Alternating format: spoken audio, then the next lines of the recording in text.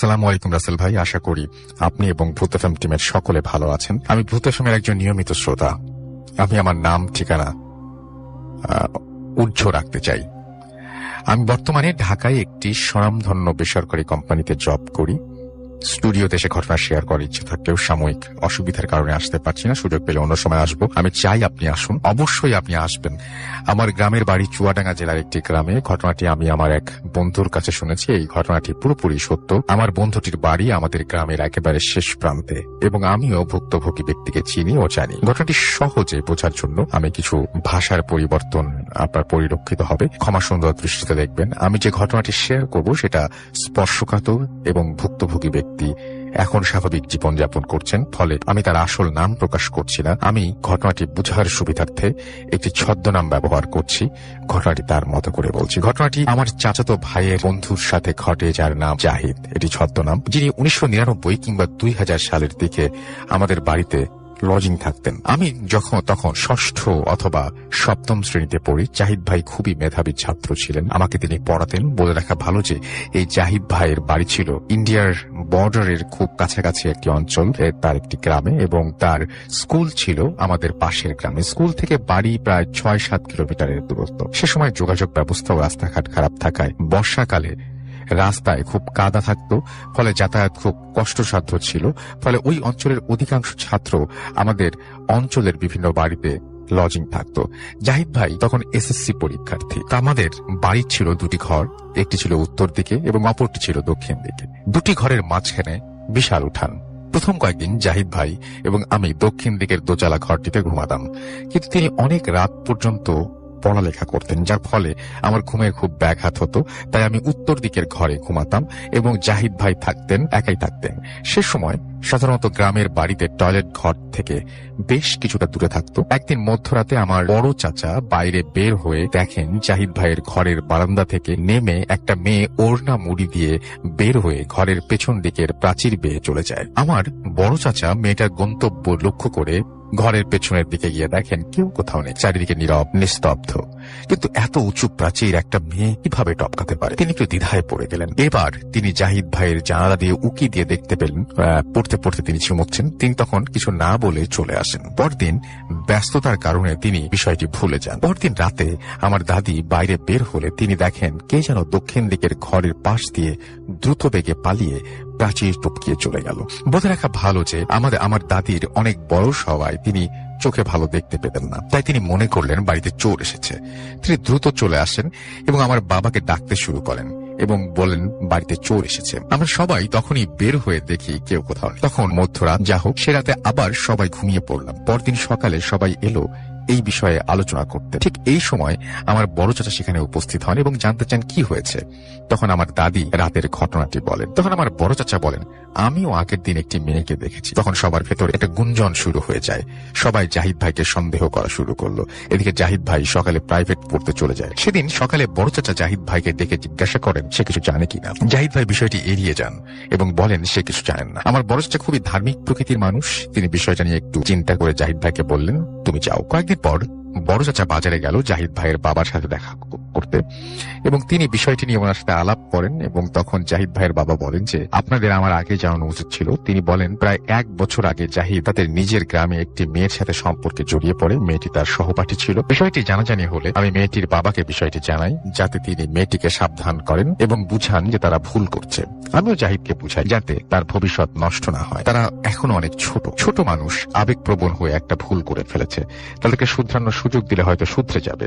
তাই তাকে বেশ নমনীয়তার সাথে বুঝালাম। এদিকে মেয়েটির বাবাও মেয়েটিকে খুবই কড়া শাসন করে, কিন্তু তারা একে অপরের সাথে যোগাযোগ অবিচ্ছিন্ন রাখে। এতে জাহিদ পড়ালেখার প্রতি অমনোযোগী হয়ে যায় এবং তার রেজাল্ট খারাপ হয়। এই জন্য আমি তাকে মারধর করি এবং মেয়েটার বাবাকে আবারও বলি যে মেয়েটাকে যেন শাসন করে। এরপর দিন মেয়ের দাদার সাথে আমার রাস্তায় দেখা হয় এবং তিনি আমাকে বলেন আমার সাথে কিছু কথা আছে। তিনি আমায় বলেন যে আমার জাহিদের সাথে তার নাতনির বিয়ে দিতে। আমি অত্যন্ত রেগে গিয়ে ওনাকে অপমান করলাম এবং বললাম আপনার নাতনিকে সাবধান করে দেবেন যাতে ভবিষ্যতে এসব না আসুন। বলে রাখা ভালো যে মেয়েটির দাদা একজন কবিরাজ প্রকৃতির লোক ছিলেন এবং টুকটাক কুফরি কালামও করতেন। যেহেতু আমার ছেলে অত্যন্ত মেধাবী, তাই এত অল্প বয়সে বিয়ে দিয়ে ওর ভবিষ্যৎ নষ্ট করতে চাইনি। এর প্রায় সপ্তাহখানেক পর একদিন রাতে মেয়েটি বিষপান করে আত্মহত্যা করে। এতে আমার ছেলে খুবই ভেঙে পড়ে। মেয়েপক্ষ বাদী না হওয়ায় এটি একটা অপমৃত্যুর মামলা হয়। নিয়ম অনুযায়ী মেয়েটির লাশ ময়নাতদন্ত শেষে দাফনের কাজ সম্পূর্ণ হয়। আমিও মেয়েটার দাফনে গিয়েছিলাম। শেষ হওয়ার পর আমি মেয়েটির বাবাকে সান্ত্বনা দিচ্ছি, এমন সময় মেয়েটির দাদা আমাকে বললেন, আমি তোমার ছেলেকে কোনোদিন শান্তিতে থাকতে দিব না। এমনকি তিনি আরো বলেন যে আমার ছেলেকে কোনোদিন বিয়ে দিতে দিবেন না এবং আমার ছেলের জীবন নষ্ট করে ছাড়বেন।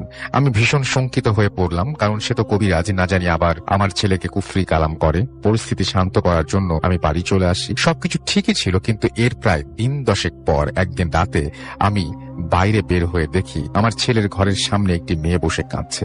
আমার পায়ের শব্দ পেয়ে সে পূর্ব দিকে আমাদের বাগানের মধ্যে অদৃশ্য হয়ে গেল।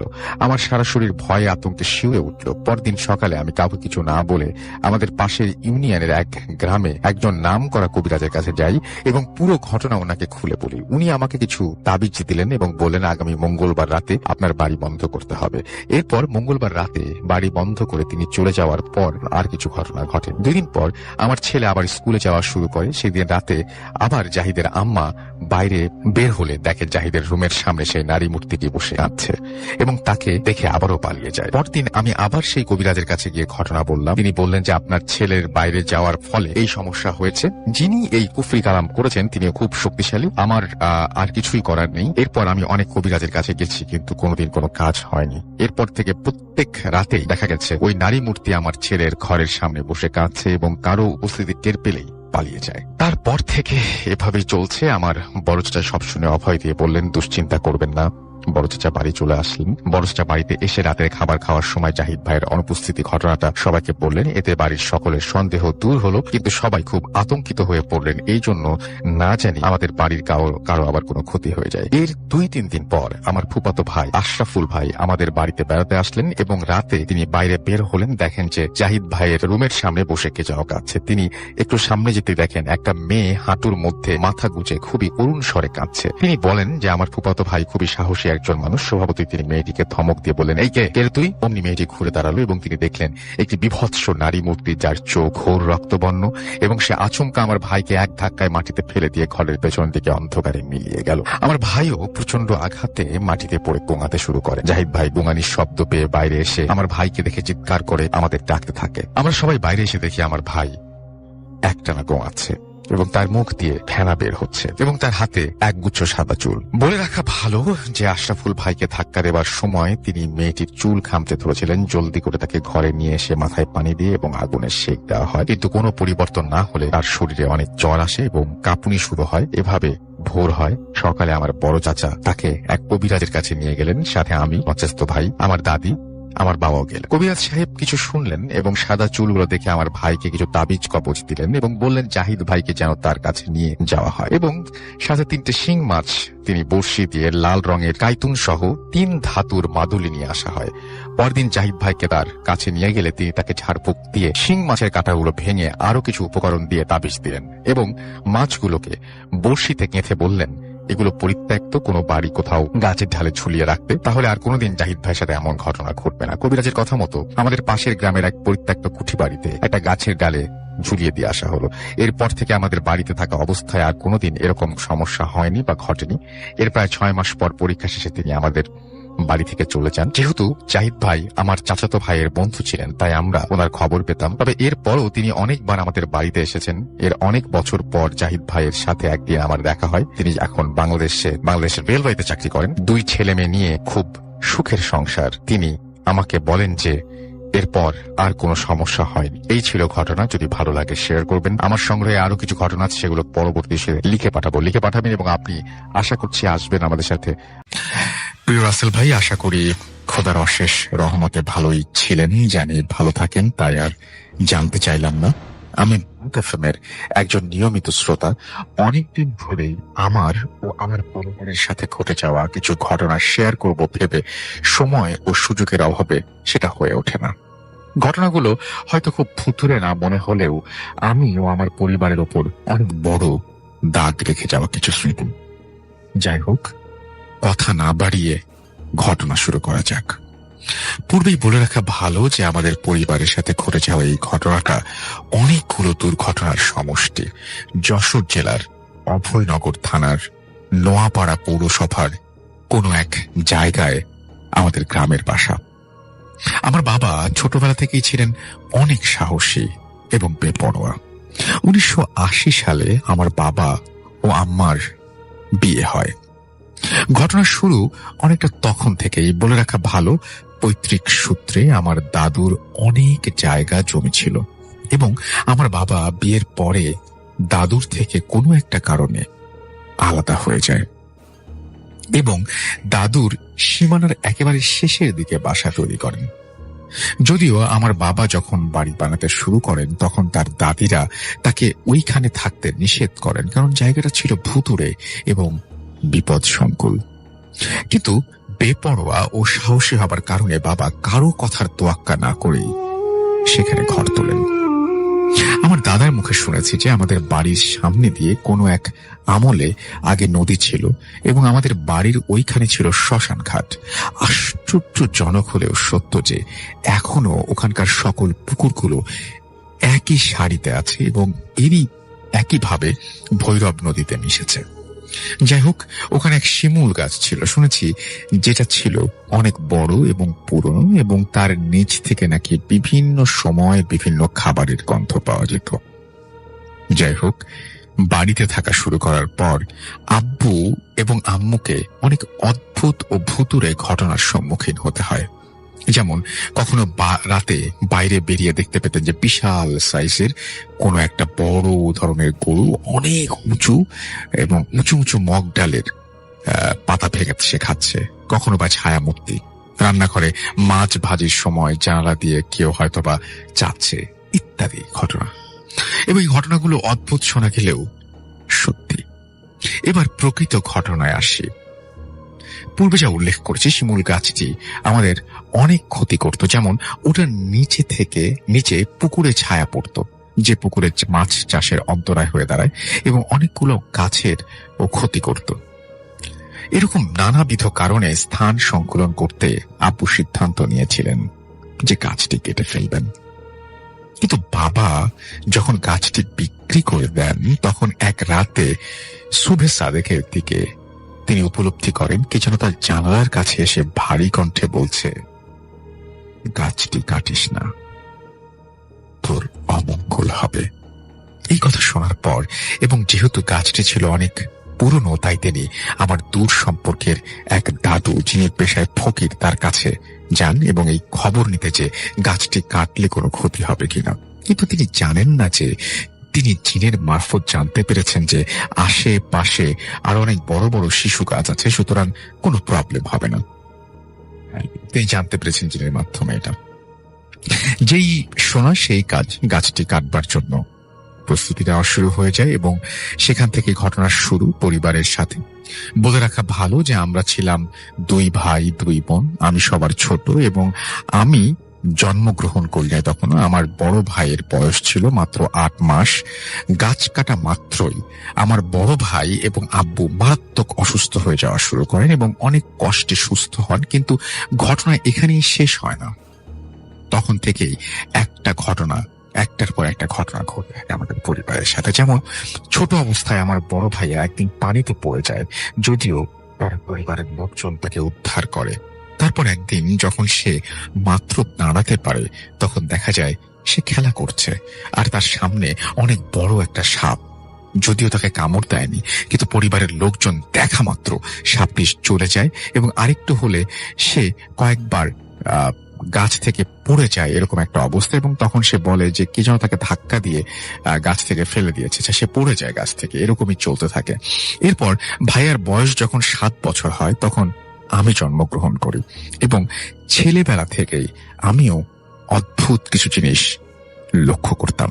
যেমন আমি অহেতুক ভয় পেতাম, বিশেষ করে আমি একা ঘুমোলেই অদ্ভুত কিছু স্বপ্ন দেখতাম যেখানে আমাকে টেনে নিয়ে যাওয়া হতো, এটা আমি উপলব্ধি করতে পারতাম। কিন্তু আসলে আমি ঘরেই থাকতাম এবং আমি গভীর রাতে যখনই উঠতাম তখনই কিছু ছায়ামূর্তির আনাগোনা লক্ষ্য করতাম আমাদের চারপাশেই। এই বিষয়টা অনেক ছোটবেলা থেকে দেখতে দেখতে এমন হয়ে গিয়েছিল যে পরবর্তীতে এটিতে আমি ইউজড টু হয়ে যাই, ভয় পেতাম না। আমার ভাইয়া মাদ্রাসায় পড়তেন। যখন তিনি হেফজোখানায় ভর্তি হন, কিছুদিন পরেই ঘটে সব থেকে হৃদয় বিদারক ঘটনা। আমি আর আমার আম্মু তখন ঢাকায় ছিলাম। বাসায় ছিল শুধু আব্বু আর বড় ভাইয়া। গভীর রাতে ভাইয়া একা একা বাইরে যায় প্রাকৃতিক প্রয়োজনে। আমি প্রথম দিকে উল্লেখ করেছিলাম যে শিমুল গাছটি কেটে ফেলা হয়েছে, তার পাশেই বড় একটা শিশু গাছ ছিল। সে দেখে যে কি যেন একটা অবয়ব অনেক লম্বা শরীর এবং পা ঝুলিয়ে গাছের মগ ডালে বসে রয়েছে এবং তার পা উঁচু গাছটির মগ ডালে হতে মাটি ছুঁয়ে আছে। এটি দেখে ভাইয়া অত্যধিক রকমের ভয় পায়। তখন সে তাড়াহুড়ো করে রুমে ঢুকলো এবং বাবাকে জিজ্ঞেস করে কি হয়েছে। তখন বাবা সবকিছু শোনা মাত্রই সেখানে ছুটে যায় এবং আশেপাশের সব জায়গায় ঘুরে দেখায় কিছু নেই। সে দেখে যে কিছু নেই এবং তবুও তার ভয় কাটেনি। তারপর অনেক হুজুর, কবিরাজ এবং ডাক্তার দেখানো হয়, কিন্তু ভয় পাওয়ার পর থেকে তার বুকে ব্যথার প্রবলেম হয় এবং সেটা থেকে তার পরিত্রাণ মেলে না। পরবর্তীতে কিছুদিনের মাথায় সামান্য ডায়রিয়া জনিত কারণে ভাইয়া পরলোক গমন করে।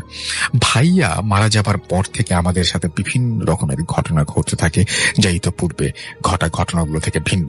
যেমন আমার ভয় পাওয়ার মাত্রা আরো বেড়ে যায় এবং আমি ঘুমানোর জন্য চোখ বন্ধ করলেই বিভিন্ন রকমের ভয়ঙ্কর জায়গায় চলে যেতাম এবং ভয়ঙ্কর প্রাণীর মুখোমুখি হতাম।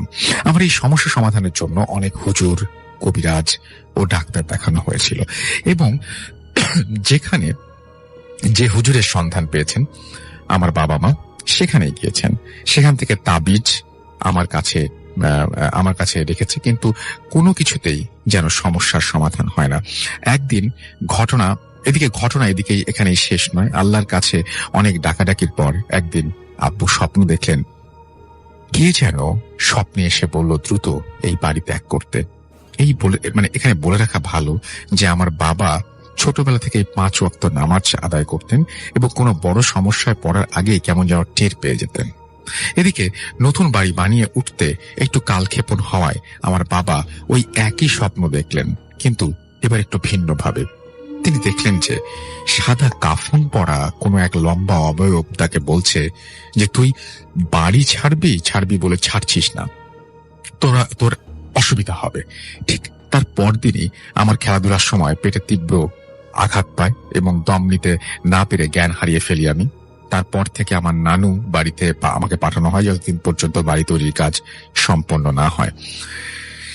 এদিকে আমাদের নতুন বাড়ির কাজ সম্পূর্ণ হবার পর আমরা নতুন বাসায় উঠি, কিন্তু তাতে কি আমাদের ওপর এই নির্যাতন চলতেই থাকে। আরেকটা ঘটনা বলি। যখন আমার বড় কাকু বেঁচে ছিলেন এবং আমার বয়স 10-এর মতো, বাবা এক দাওয়াতে একা গিয়েছিলেন আমাকে কাকুর কাছে রেখে। তখন আম্মাও বাড়িতে ছিলেন না, অসুস্থ থাকায়। এদিকে বাবার ফেরার সময় তার বাসে একটা দুর্ঘটনার কবলে তিনি পড়েন এবং তার ফিরতে রাত 11টার মতো বাজে। আর যেদিন ঘটে এই ঘটনা, সেদিনে আরেকটা অদ্ভুত ঘটনা ঘটছে। এসার পরপরই আমি শুনতে পাই আমার বাবা বাসায় এসে আমাকে ডাকছেন। দ্বিতীয়বার আমি আব্বু বলে চিৎকার করলে তিনি ডাক শুনেন, কিন্তু এইবার তিনি ডাক শুনেছিলেন আমাদের সেই পুরনো পরিত্যক্ত বাড়ি থেকে। সেদিন কি জানি কি ভেবে আমার বড় চাচু আমাকে একা না পাঠিয়ে বড় এক কাজিনকে সাথে পাঠায় এবং তার সাথেই হয়তোবা ওই দিন আমি রক্ষা পেয়েছিলাম। বাসায় আসার পর আমাদের দুইজনেরই গা ছমছম করে ওঠে এবং তৃতীয়বারের মতো আব্বু বলে ডাকলে এবার আর কোনো রেসপন্স পাই না আমরা। আমাদের এই অবস্থা শুনে আমার বড় চাচু আবার আমাকে তার কাছে ডেকে নিয়ে যায়, কারণ আমাদের বাসা এবং চাচুর বাসাটা প্রায় পাশাপাশি পড়ে। আব্বু 11টার দিকে আসলে চাচু সব কথা খুলে বলেন এবং আব্বু বলে যে এই মাত্র তিনি আসছেন এবং বাসায় না ঢুকে সোজা এখানে চলে এসেছেন আমার সন্ধানে। এইরকম অদ্ভুত ঘটনা আমার সাথে অনেক ঘটেছে। তাছাড়া এখানে আরো বলে রাখা ভালো, যেহেতু পূর্বে আব্বু একদিন স্বপ্ন দেখেন কে যেন তাকে বলছে যে 2 কলসি টাকা দিতে চেয়েছে, কিন্তু তিনি নেননি। আমাদের গ্রামে এমন টাকার স্বপ্ন অনেকেই দেখেছে, কিন্তু যেই বা নিতে চেয়েছে তার 2 সন্তান মারা গিয়েছে। যাই হোক, টাকা নিতে অস্বীকৃতি জানালে বাবাকে ওই জিনিসটা আমাদের পুরনো বাড়ির একটি রুম ভাঙতে নিষেধ করে এবং সেই রুমটি এখনো আছে এবং বাবা দেখে 2 কলসি টাকা ওইখানেই মুভ করছে মাটির ভেতর। আমি ছোটবেলা থেকে রাত করে পড়তে পারতাম না। নতুন বাড়িতে আসলেও যখনই জানালা দিয়ে ওইদিকে চোখ যেত তখনই দেখতাম ঘরের ভেতর গভীর রাত্রে আগুন জ্বলছে, কখনো বা কি জানি গলায় ফাঁস দিয়ে ঝুলে আছে ইত্যাদি। আমাদের নতুন বাড়িটার দূরত্ব এবং পুরনো বাড়িটা থেকে বেশি দূরে নয়, বড়জোর 80 থেকে 100 মিটার হবে। এভাবে অনেকদিন চলার পর আমার বয়স যখন 10 বছর, তখন আমরা আল্লাহর করুণা লাভ করি। আমাদের নোয়াপাড়াতে একজন অনেক বড় পীর ছিলেন, যাকে আমার মেজ হুজুর বলে আমরা চিনতাম। তিনি একদিন আমাদের একজনের উপরে ভর করা জিন ছাড়াতে আমাদের পাশে আসেন এবং আমার বাবা তাকে নিয়ে আসেন। তিনি আব্বুকে কাছে ডেকে তদবির দেন। আমি ছোট থাকায় বুঝিনি, তবে আমাকে তিনি কয়েকটা উপদেশ দেন, যেমন 12 বছর পর্যন্ত যেন একা না থাকি, সন্ধ্যার পরে যেন বের না হই, 5 ওয়াক্ত নামাজ পড়ি, প্রতি সন্ধ্যায় 3 বার করে সূরা নাস, ফালাক ও ইখলাস পাঠ করি, সেই 3 বার না ডাকলে যেন রেসপন্স না করি, ইত্যাদি ইত্যাদি। আল্লাহর রহমত তারপর থেকে কোনো সমস্যা হয়নি। কিন্তু এখনো বাসায় গেলে কিংবা বাসার কিছু জায়গায় অন্ধকারে বেরোলে এখন আমার শরীর ভারী হয়ে ওঠে। আমাকে আমাদের বাসা বন্ধ দেওয়া হয়েছে কিনা বা কিছু করা হচ্ছে কিনা, এই ব্যাপারে আমাকে কিছু জানানো হয়নি বা হয় না। তবে কয়েকদিন পূর্বে শুনলাম যে আমার আব্বু নাকি ভয় পেয়েছেন এবং 15 দিনের মতো জ্বরে আক্রান্ত ছিলেন তিনি। এখন আল্লাহর রহমতে সুস্থ আছেন, যেটাও আমাকে জানানো হয়নি এবং বাসার বাইরে থাকি বলে জানতেও পারি না। পরিশেষে আমার জন্য দোয়া করবেন, আল্লাহ যেন ভালোভাবে বাঁচার তৌফিক দেন। এবং পড়াশোনা প্রজেক্টের চাপে স্টুডিওতে এসে ঘটনা শেয়ার করতে আমার সমস্যা আছে, এবং ঘটনাটি আমার সাথে পুরনো বাড়ির কিছু ছবিও তিনি পাঠিয়েছেন এবং সেই ছবিগুলো আমি দেখেছি। থ্যাংক ইউ সো মাচ, আপনাকে অনেক অনেক ধন্যবাদ।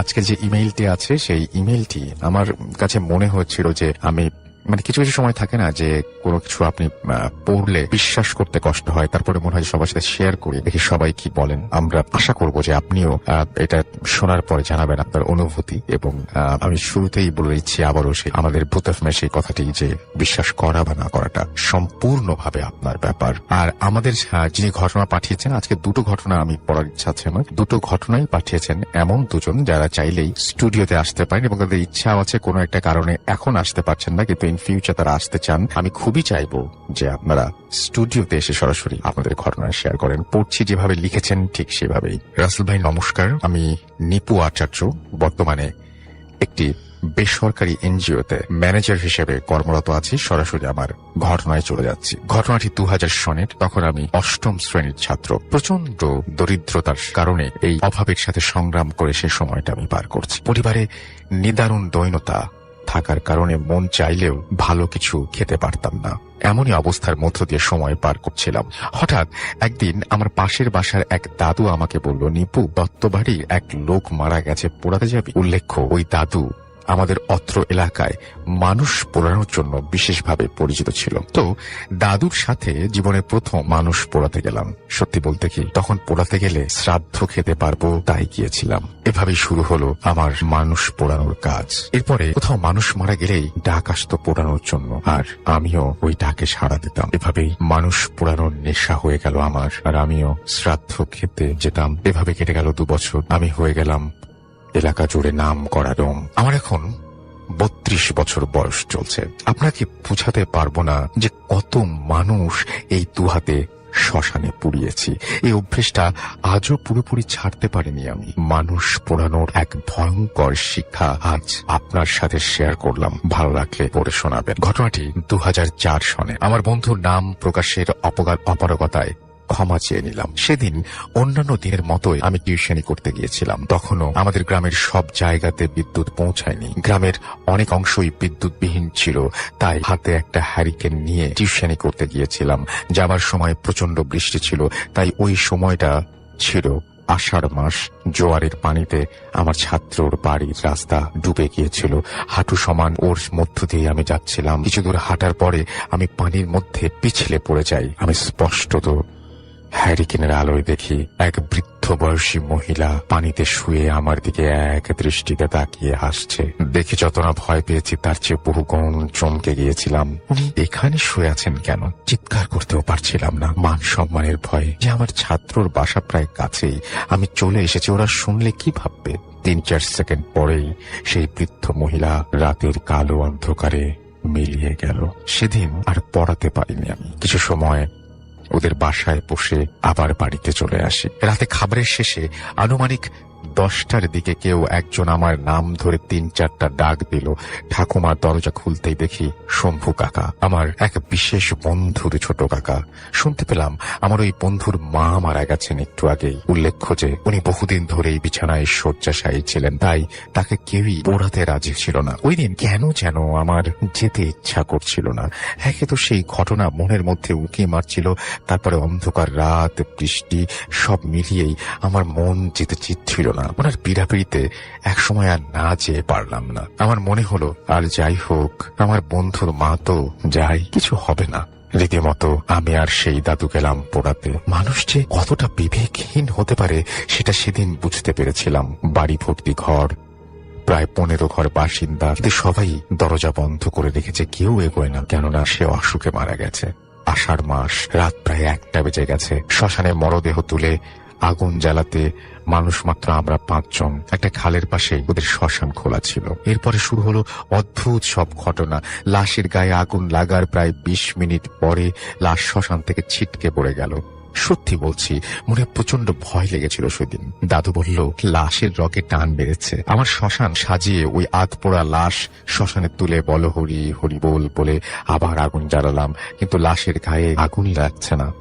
এভাবে প্রায় ভোর রাত পর্যন্ত লাশ পোড়ানোর সব চেষ্টাই করেছি, কিন্তু লাশ পুড়ছিলই না। চারিদিকে শুনশান নীরবতা। আমরা মাত্র 5 জন লোক। অঝরে বৃষ্টি পড়ছে, রাতের শেষ ভাগ। দূরে কুকুরগুলো করুণ ভাবে ডাকছে। এভাবে যেহেতু লাশ পুড়ছেই না, এবার আমার বন্ধুর মামা সিদ্ধান্ত নিলেন লাশ গঙ্গায় দান করবেন। অবশেষে আমরা কলা গাছের ভেলা বানিয়ে ওই আধপোড়া লাশের শরীরে 8-10 খানা ইট বেঁধে ওই ভেলায় করে খাল বেয়ে নদীতে নিয়ে গেলাম এবং নদীর মাঝখানে যে ওই লাশ ডুবিয়ে দিয়ে আসলাম। সেই রাতে আর তেমন কিছুই হয়নি। ঠিক পরের দিন আমি আবার নিয়ম মতো রাতে হ্যারিকেন নিয়ে টিউশনিতে গেলাম। টিউশনি শেষ করে আমার বাসায় আসার পথে একটা ব্রিজ পড়তো। গ্রামের রাস্তায় বৃষ্টি থাকার কারণে একদমই নীরব ছিল জায়গাটা। আমি ব্রিজ পার হয়ে আসছি, হঠাৎ নদীর দিকে দৃষ্টি যেতেই আমি স্পষ্টত দেখছি গতরাতে আধ পোড়ানো সেই লাশ নদীর ওপর দিয়ে হেঁটে হেঁটে আমার দিকে এগিয়ে আসছে। আমি যে অন্যদিকে দৌড় দেব সেই শক্তি আমার গায়ে ছিল না। দেখছি আমার কাছে কাছে এসেই তার পোড়া ডান হাতখানা আমার গলার দিকে লম্বা করে এগিয়ে দিচ্ছে। আমি চিৎকার করতে চাইলেও আমার গলা থেকে কোনো শব্দই বের হচ্ছিল না। যেটুকু মনে পড়ে, আমি ব্রিজের ওপরে থানার ঘাটে শুয়ে আছি, আর আমার চারপাশে অনেক মানুষ, মা, ঠাকুমা আমার মাথার কাছে বসে কান্না করছে। আজও আমি কোনো মৃত্যুর সংবাদ শুনলেই কেন যেন পোড়াতে যেতে ইচ্ছে করে। সেই নেশা আজও কাটেনি। আজও শ্রাদ্ধ খাওয়ার জন্য নয়, একমাত্র নেশার কারণেই পোড়াতে যেতে ইচ্ছে করে। কিন্তু যখনই ওই কথা মনে পড়ে, পা বাড়াতে বড্ড ভয় হয়। সেই ধ্বনি, বল হরি হরি বল, বল হরি হরি বল। নিপু আচার্য, মেরুল বাড্ডা, ঢাকা। আপনার নামটা প্লিজ একটু বলবেন, আপনি কোথা থেকে এসেছেন, তারপরে আপনার ঘটনায় যাবো আমরা। আপনার তো ছোট ছোট অনেকগুলো ঘটনা আছে, আপনার নাম আর আপনি কোথা থেকে এসেছেন সেটা আগে শুনুন। থ্যাংক ইউ রাসেল ভাই। আমি রাইয়ান, তেজগাঁ থেকে এসেছি। প্রথমেই যে ঘটনাটা আমি শেয়ার করতে চাইবো আজকে, সেটা কিছুটা স্বপ্ন রিলেটেড। আপনাকে যেটা আমি বলছিলাম বাইরে, ব্যাপারটা ছিল এরকম। আমাদের বাসা যেহেতু তেজগাঁয়, ওই টাইমটায় আমরা গ্রাউন্ড ফ্লোরে থাকতাম। তো একদিন রাতে ঘুমালাম। তো ঘুমানোর পর হঠাৎ করেই আমি অল অফ এ সাডেন আমি দেখতে পেলাম যে আমি আমার নানার বাসায় চলে গেছি। আচ্ছা, ওই মুহূর্তে। এবং আমার নানার বাসা ছিল ধানমন্ডিতে। প্রচুর আসা যাওয়া ছিল নানার বাসায়। সো ওখানের এনভায়রনমেন্টটা আমার খুব বেশি পরিচিত। অন্ধকার অবস্থাতেও আমি সম্পূর্ণরূপে বুঝতে পারছিলাম আমি ওই মুহূর্তে আমার নানা নানুর যে রুমটা ছিল, ওই রুমে আমি ভাসছি। ভাসছেন আপনি? আমি ভাসছি। আচ্ছা। এবং আমি অন্ধকারে ফ্যানের যে শব্দটা হচ্ছে, খুবই পরিচিত শব্দ, আমি সেটা টের পাচ্ছি। এবং আমি বিভিন্ন আসবাবপত্র ছুঁয়ে দেখছি, ধরছি। ইভেন আমার নানা নানুর রুমের সাথেই একটা ছোট বারান্দা ছিল। আমি ওই বারান্দাতেও গেলাম। ওটা গ্রিল করা ছিল পুরাটা। গ্রিল ধরছি, বাইরে যোজনা দেখতে পাচ্ছি। আবার রুমের ভিতরে ঢুকলাম। অল অফ এ সাডেন আমি ধপাস করে যেন আমার তেজগাঁর বাসার বিছানায় পড়লাম এবং জেগে গেলাম। হুম। মানে পুরাটা ব্যাপার খুব তাড়াতাড়ি করেছে। খুব তাড়াতাড়ি ঘটলো এবং খুবই অদ্ভুত একটা ব্যাপার যে এত রিয়েলিস্টিক। মানে আমি যেন ওখানে চলে গিয়েছিলাম ওই মুহূর্তটাতে। হুম। ওই সময়টা যেন আমি আমার নানার বাসাতে অবস্থান করছিলাম এবং আমি যেন হঠাৎ করেই আবার আমার বাসার বিছানায় চলে আসলাম।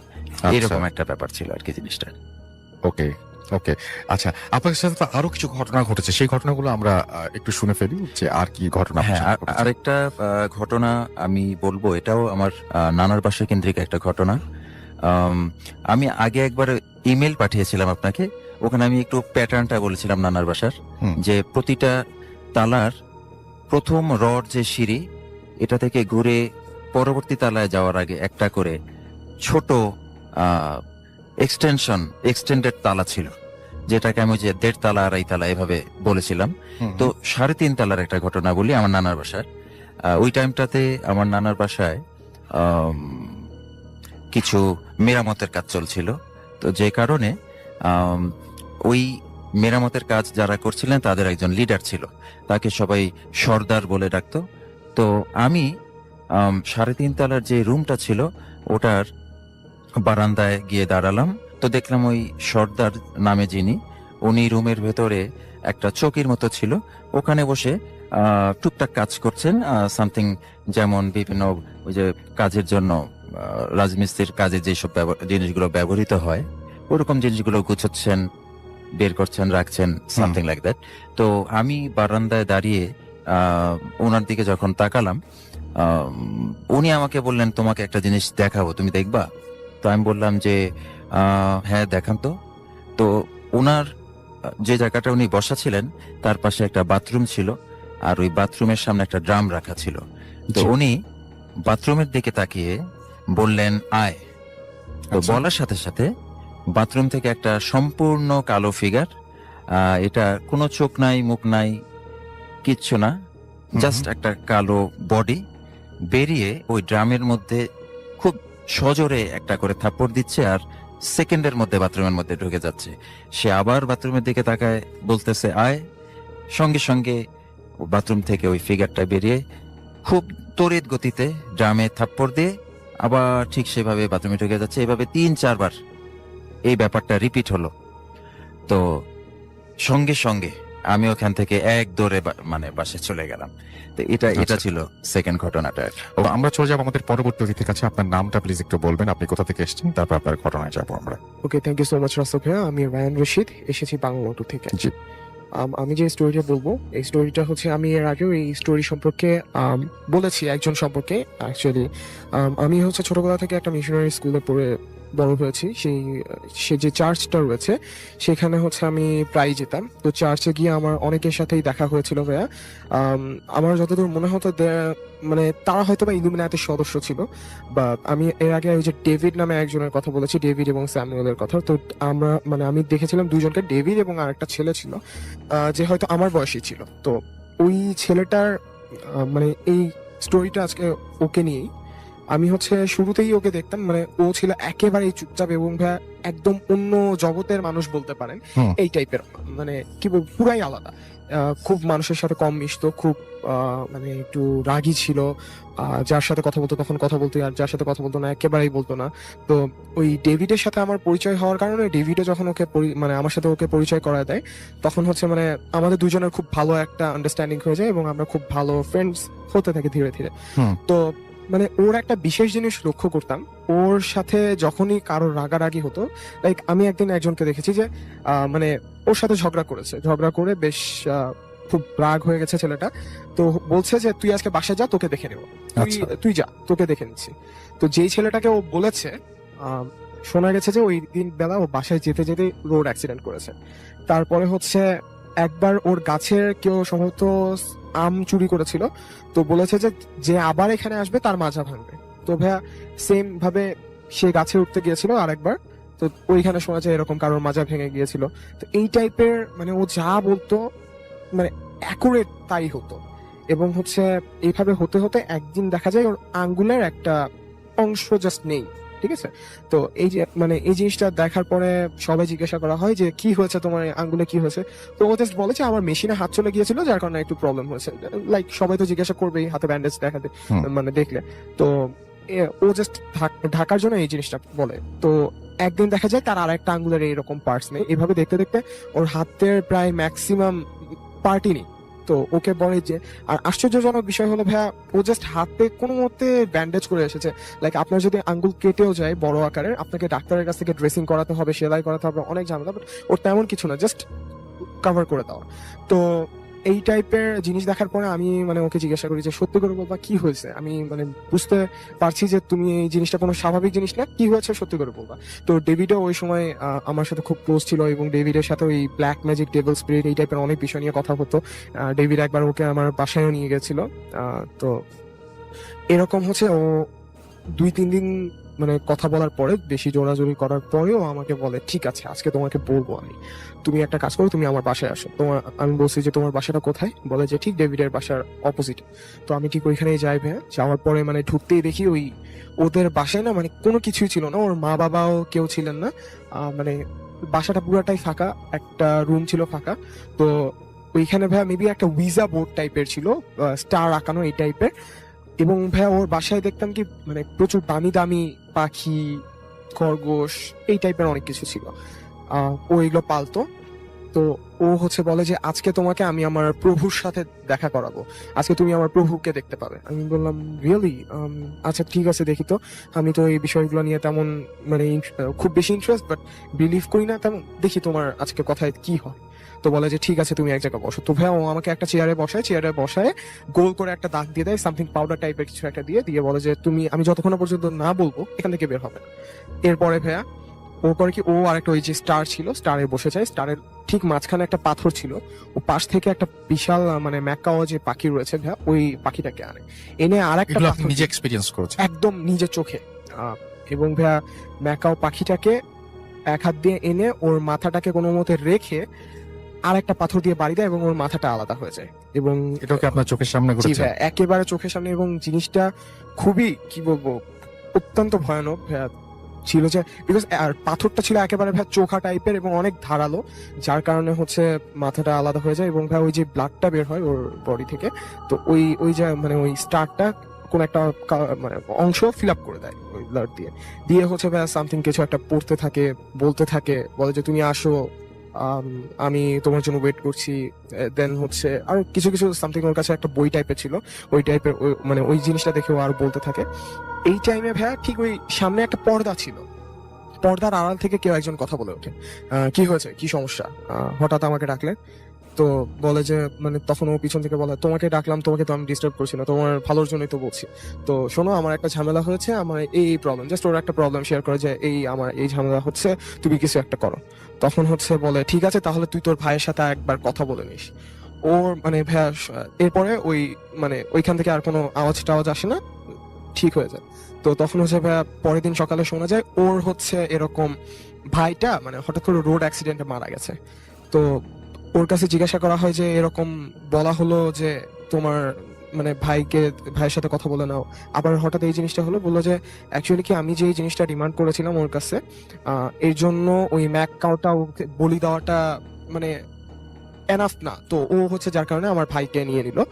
আর হচ্ছে আমি বললাম যে তোমার এখন মানে কি, তোমার মানে ভাইয়া অবাকজনক ছিল যে ওর ভাইকে হারিয়েছে, বাট ওর মুখে কোনো দুঃখের কোনো ছাপ নেই, জাস্ট ও ওর মতোই আছে। এই টাইপের জিনিস দেখার পরে আমি বললাম যে তাহলে তোমার এই যে তোমার হাত কাটছো ধীরে ধীরে, তো এটা লাস্ট স্টেজটা কি হতে পারে? বলে যে কি বলো লাস্ট স্টেজ, আমি তো আমার প্রভুর জন্য জানও দিয়ে দিতে পারি, ও মানে ও আমার সব, আমি দেখো আমি যা বলি তাই হয়। তো ও তো মানে ও আমার এত কথা শুনে আমি ওর জন্য জানটা দিতে পারবো না? অবশ্যই। তারপরে কি হলো? তো হচ্ছে এরপরে এরকম চলতেই থাকে, ও এই টাইপের যা বলে তাই হয়ে যায়। একটা টাইমে শোনা যায় যে ভাইয়া ছেলেটা মারা গেছে, হঠাৎ করেই চার্চে একদিন শুনি যে ও মারা গেছে।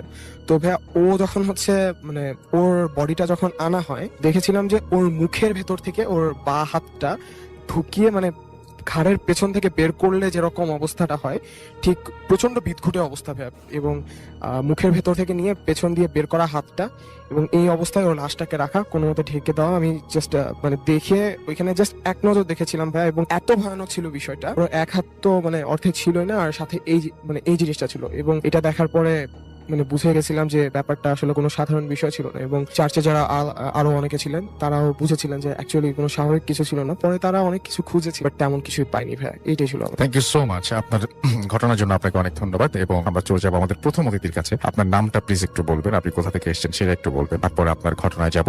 এবং আশা করছি যে এই ঘটনাটি আপনাদের ভালো লাগবে। আপনার 3rd নাম্বার যে ঘটনাটি, ছোট্ট ঘটনা যদিও, আমরা একটু শুনে আসি। ধন্যবাদ রাসু ভাই। আমি রাইয়ান, তেজগা থেকে। আমার এখনের যে ঘটনাটা আমি শেয়ার করব সেটা আমার নানার বাসা কেন্দ্রিক একটা ঘটনাই। আমি একদিন বিকাল বেলায় ছাদে হাঁটছিলাম, তো হঠাৎ করে দেখলাম যে নানা বাসার পাশের যে বিল্ডিংটা, ওটার ছাদে একটা ঘুড়ি এসে পড়লো। তো আমি নানা বাসা থেকে নেমে ওই বিল্ডিংটাতে যাবার জন্য যখন সিঁড়ি দিয়ে উঠছি, তো অলমোস্ট যখন 4 তলায় উঠে গেছি, তো আমি সিঁড়ির জানালা দিয়ে একটু নিচের দিকে দেখলাম যে কিরকম দেখা যায় উপর থেকে নিচটা। অল অফ এ সাডেন আমি যখন ঘুরলাম ছাদের দিকে উঠবার জন্য, হঠাৎ করে দেখতে পাচ্ছি যে চারদিক একেবারে বন্ধ, চারদিকে শুধু দেয়াল, কোনো সিঁড়ির অপশন নাই, এবং একেবারে বদ্ধ একটা জায়গা। আমি গ্লাসের দিকে বেশ কয়েকবার ধাক্কা দিলাম, ওয়ালে ধাক্কা দিতে থাকলাম, বাট কোনো দিকেই কোনো আমি পথ পাচ্ছি না উপরে যাবার বা নিচের দিকে যাবার। এরপরে যখন আমি আবার ঘুরে সিঁড়ির ওই জানালার দিকে ফিরলাম, এরপর হঠাৎ করে ঘুরে আবার দেখি ঠিক আগের মতোই উপরে ওঠার সিঁড়িটাও দেখতে পাচ্ছি, নিচে যাবার সিঁড়িও দেখতে পাচ্ছি। তো এই অবস্থাতে আমার মধ্যে আর কোনো মানসিকতা কাজ করলো না যে আমি আবার ছাদে যাই। ওই অবস্থায় নাই তখন। আমি দৌড় দিয়ে নিচে নেমে আবার আমার নানার বাসায় চলে গেলাম। এটা ছিল আমার 3rd ঘটনাটা। Thank you so much, thank you. আমরা চলে যাবো আমাদের পরবর্তী অতিথির কাছে তার ঘটনাটি শোনার জন্য। আপনার নামটা প্লিজ একটু বলবেন, তারপর আপনার ঘটনায় যাব। আসসালামু আলাইকুম রাসিম ভাই, আমি ওমর ফারুক। জি। আমি এসেছি মিরপুর 12 থেকে। ভাই, আমি যে ঘটনাটা বলতে যাচ্ছি এটা একটা গ্রামের ঘটনা। মানে এটা হচ্ছে আমি যে গ্রামে থাকি ওই গ্রামেরই। তো এটা হচ্ছে পিরোজপুর জেলার জিয়ানগরের মধ্যে পড়েছে। গ্রামটার নাম হচ্ছে পদ্মাশী গ্রাম। আচ্ছা। তো আমাদের ঘটনাটা যেটা ঘটেছে আমাদের বাসা থেকে ইমিডিয়েট কাছে ওই বাড়িটা। তো ওই বাড়িটা ছিল হচ্ছে ভাইয়া মানে একটা ছাড়া বাড়ি টাইপের। মানে বাড়িটা অনেক বড় একটা বাড়ি, শুধু গাছপালা দিয়ে ভরা। আর বাড়িটার মধ্যে 2টো ঘর ছিল, একটা ঘরে কেউ থাকতো না। তারা হচ্ছে শুধু ঘরটা ছিল, বাট ঘরের যে লোকজন গুলো তারা হচ্ছে গার্মেন্টসে চাকরি করার জন্য চট্টগ্রাম ওখানে থাকে। আর যে ঘরটা ছিল ওটা মোটামুটি কোথাকার ঘটনাটা আরেকবার সবাইকে বলেন। এটা হচ্ছে বলা যাবে? হ্যাঁ, পিরোজপুর জিয়ানগর। গ্রামটার নাম হচ্ছে পদ্মাশী। যে গ্রামের ঘটনা বলছেন তো সবাই, তো গ্রামের ঘটনা অলরেডি চলে এসে থাকেই প্রতি বলতে বলেন। তো হচ্ছে ওই যে বাড়িটার কথা বলছিলাম আমি, বাড়িটার সাইড দিয়ে হচ্ছে একটা খাল চলে গেছে। ওই খালের সাইডে হচ্ছে বড় একটা বাগান বাড়ির মধ্যে যা যা আছে হচ্ছে সুপুরি গাছ, নারকেল গাছ, বাঁশ ঝাড়, তারপর কচু ক্ষেত, এরকম বড় 2-1টা পুকুর আছে। মানে বাড়িটার মধ্যে যদি হচ্ছে দিনের বেলা কেউ ঢুকে, অন্ধকার একটা ভাব বা হচ্ছে পাখির ডাক, মানে খুব একটা ভয়ানক একটা ভাব আছে। তো ওই বাড়িটায় থাকতো হচ্ছে 2জন থাকতো, মানে মুরব্বী থাকতো 2জন, স্বামী স্ত্রী। আর ওনার 2টো ছেলে। আর ওনার ছেলে মেয়ে টোটাল আমি শিওর বলতে পারছি না, কিন্তু 2টো ছেলে হচ্ছে আমি চিনি যাদেরকে। তার হচ্ছে ওই তাদের বাড়ি থেকে, গ্রাম থেকে 5-6 কিলোমিটার দূরত্বে থাকে, ওখানে চাকরি করে। আচ্ছা। তো ওই মুরব্বী উনি বাড়িতে থাকে, উনি আর ওনার বউ। তো বাড়িতে থাকার কারণে ওনাকে তো সবকিছু বাড়ি দেখাশোনা করে রাখতে হয়। আর বাড়িটা হয়তো বা তাদের জমি জমার সমস্যা ছিল, এই জন্য বাড়ি করে দেওয়ার জন্য থাকতো। তো সমস্যা যেটা হলো সেটা হচ্ছে যে উনি যে ওনার বাড়ির টিন ছিল মানে খুব স্বাভাবিকভাবে লাগানো ছিল। তো ঘরের পাশে একটা গাব গাছ ছিল আর কি, পুরোনো একটা গাব গাছ ছিল। ওই উনি মানে চিন্তা ভাবনা করলো যে গাব গাছটা কেটে ফেলবেন, কারণ ওনার টিনের ক্ষতি হচ্ছে। তো উনি এরকম চিন্তা ভাবনা করলেন, কিন্তু ওই কিছুদিনের মধ্যে উনি রাত্রে স্বপ্নে দেখলো যে মানে মুরব্বী টাইপের একজন লোক, দরবেশ টাইপের, স্বপ্নে ওনার সামনে এসে বলছে যে তুমি যে গাছটা কাটতে চাইছো গাছটা কেটো না, কারণ তোমার যেরকম একটা থাকার স্থান আছে, এটা একটা থাকার স্থান আমার, সো এটা তুমি কেটো না। আচ্ছা। তো উনি ওটাকে সেরকম ইয়াতে নিল না, চিন্তাগুলো যে স্বপ্ন তো তো উনি গাছটা কেটে ফেলে। আচ্ছা। এরপরই ওনার সাথে আর কি যে মেন ঘটনাটা শুরু হয়, ওখানেই থেমে যেতে পারতো আর কি। হুম হুম তো রাসেল ভাইয়া ওই যে মুরব্বী উনি ওই দিনের পর থেকেই মানে ওই দিন রাত্রি উনি হচ্ছে টের পায় যে ওনার সাথে হুম। বাইক মানে বাইরে দিয়ে ওনাকে কেউ ডাকতেছে। এটা ওই দিন শুধু উনিই শুনছে যে ওনাকে কেউ আচ্ছা। ডাকতেছে, তো উনি কেয়ার করেন না, উনি ঘুমায় গেছে। এরপর দিন দিন দিন ঘটনা বাড়তেছে, যেটা হচ্ছে যে ওনাকে একদিন রাত্রেবেলা 1টা-1:30টার দিকে ওনাকে হচ্ছে মানে ঘুম থেকে ওনাকে উঠে নেওয়া হয়েছে আর কি। হুম হুম তো ওনার বউ ছিল তো পাশে, ওনার স্ত্রী হচ্ছে হঠাৎ করে দেখলো যে উনি পাশে নেই। হুম। তো উনি চিন্তা করলো যদি বাইরে বের হয় আমাকে তো অবশ্যই নক দিবে, হুম, বা একা একা তো উনি বাইরে যাবে না তো পুরো বাগান বাড়ি। তো উনি যে গ্রামে হারিকেন বলে আর কি, আচ্ছা। তখন তো কারেন্ট ছিল না, এখনো মানে খুব রিসেন্ট কারেন্ট গেছে, মানে অজপরা টাইপের একটা গাছ ছিল ওটা। তো উনি হারিকেন নিয়ে নেমে হচ্ছে ওনার মানে আশেপাশে খোঁজাখুঁজি করে একা একা, যখন না পায় তখন হচ্ছে মানে চিৎকার চেঁচামেচি শুরু করে। হুম। তো শুরু করার পর আশেপাশ দিয়ে মানুষ আসে, মানুষজন এসে হচ্ছে দেখা যায় যে ওনাদের যে বাগান বাড়িটা, যে গ্রামে ভাই ওটাকে মানে বের বলে থাকে আর কি, এটা সবাই বুঝবে না হয়তো বা, আচ্ছা। আর শহরে আমরা লেক বলে থাকি। আচ্ছা। জায়গায় লেক টাইপের কিছু ছিল, তো ওনাকে ওই লেকের মধ্যে পাওয়া যায়। উনি ওই জায়গায় আছে, মানে খুব খারাপ অবস্থায় আছে, হুম। গায়ে কাদা মাখা পানির মধ্যে। হুম। ওখান থেকে ওনাকে রাত্রে উদ্ধার করা হয়। হুম। তো উনি কিছুই বলতে পারছিল না, আচ্ছা। জিজ্ঞেস করার পর যে কি হয়েছিল। হুম হুম তো ওই দিন গেল। তো আর উনি হচ্ছে এবার যখন রাত্রে ঘুমাতো দেখতো যে, আমি বলছি যে ওনাদের যে ঘরটা ছিল, ঘরটা হচ্ছে খুবই নর্মাল ছিল, হুম। নামের ঘর ছিল আর, কিন্তু উনি ওই রাত্রেবেলা যখন ঘুমাইতো, যে চাঁদের আলো পড়তো, উনি দেখতে পাইতো যে ওনাদের বাড়ির মানে অনেক বড় বড় গাছ ছিল, তো হুম। ওই ফাঁকা দিয়ে দেখতো যে কোনো গাছ দিয়ে ওনাকে ডাকতেছে বা ওনার দিক তাকে বিদ্যুৎ ভাবে হাসাহাসি করতেছে। হুম। তো এটা দেখার পর আর উনি এই যে টর্চারটা হয়েছে, এরপর উনি অনেক অসুস্থ হয়ে পড়ছে। হুম। এরপর ওনার ছেলে আসছে, ওনার নাতাতি আসছে, সবাই বাড়িতে ছিল। হঠাৎ করে আরেকদিন ওরকম মানে ওই দিন রাত্রে কেউ খেয়াল করে না যে উনি নাই। হুম। সকালবেলা ফজরের দিকে হচ্ছে ওনার যে নাতি ছিল, নাতি হচ্ছে বাথরুমে গেছে আর কি।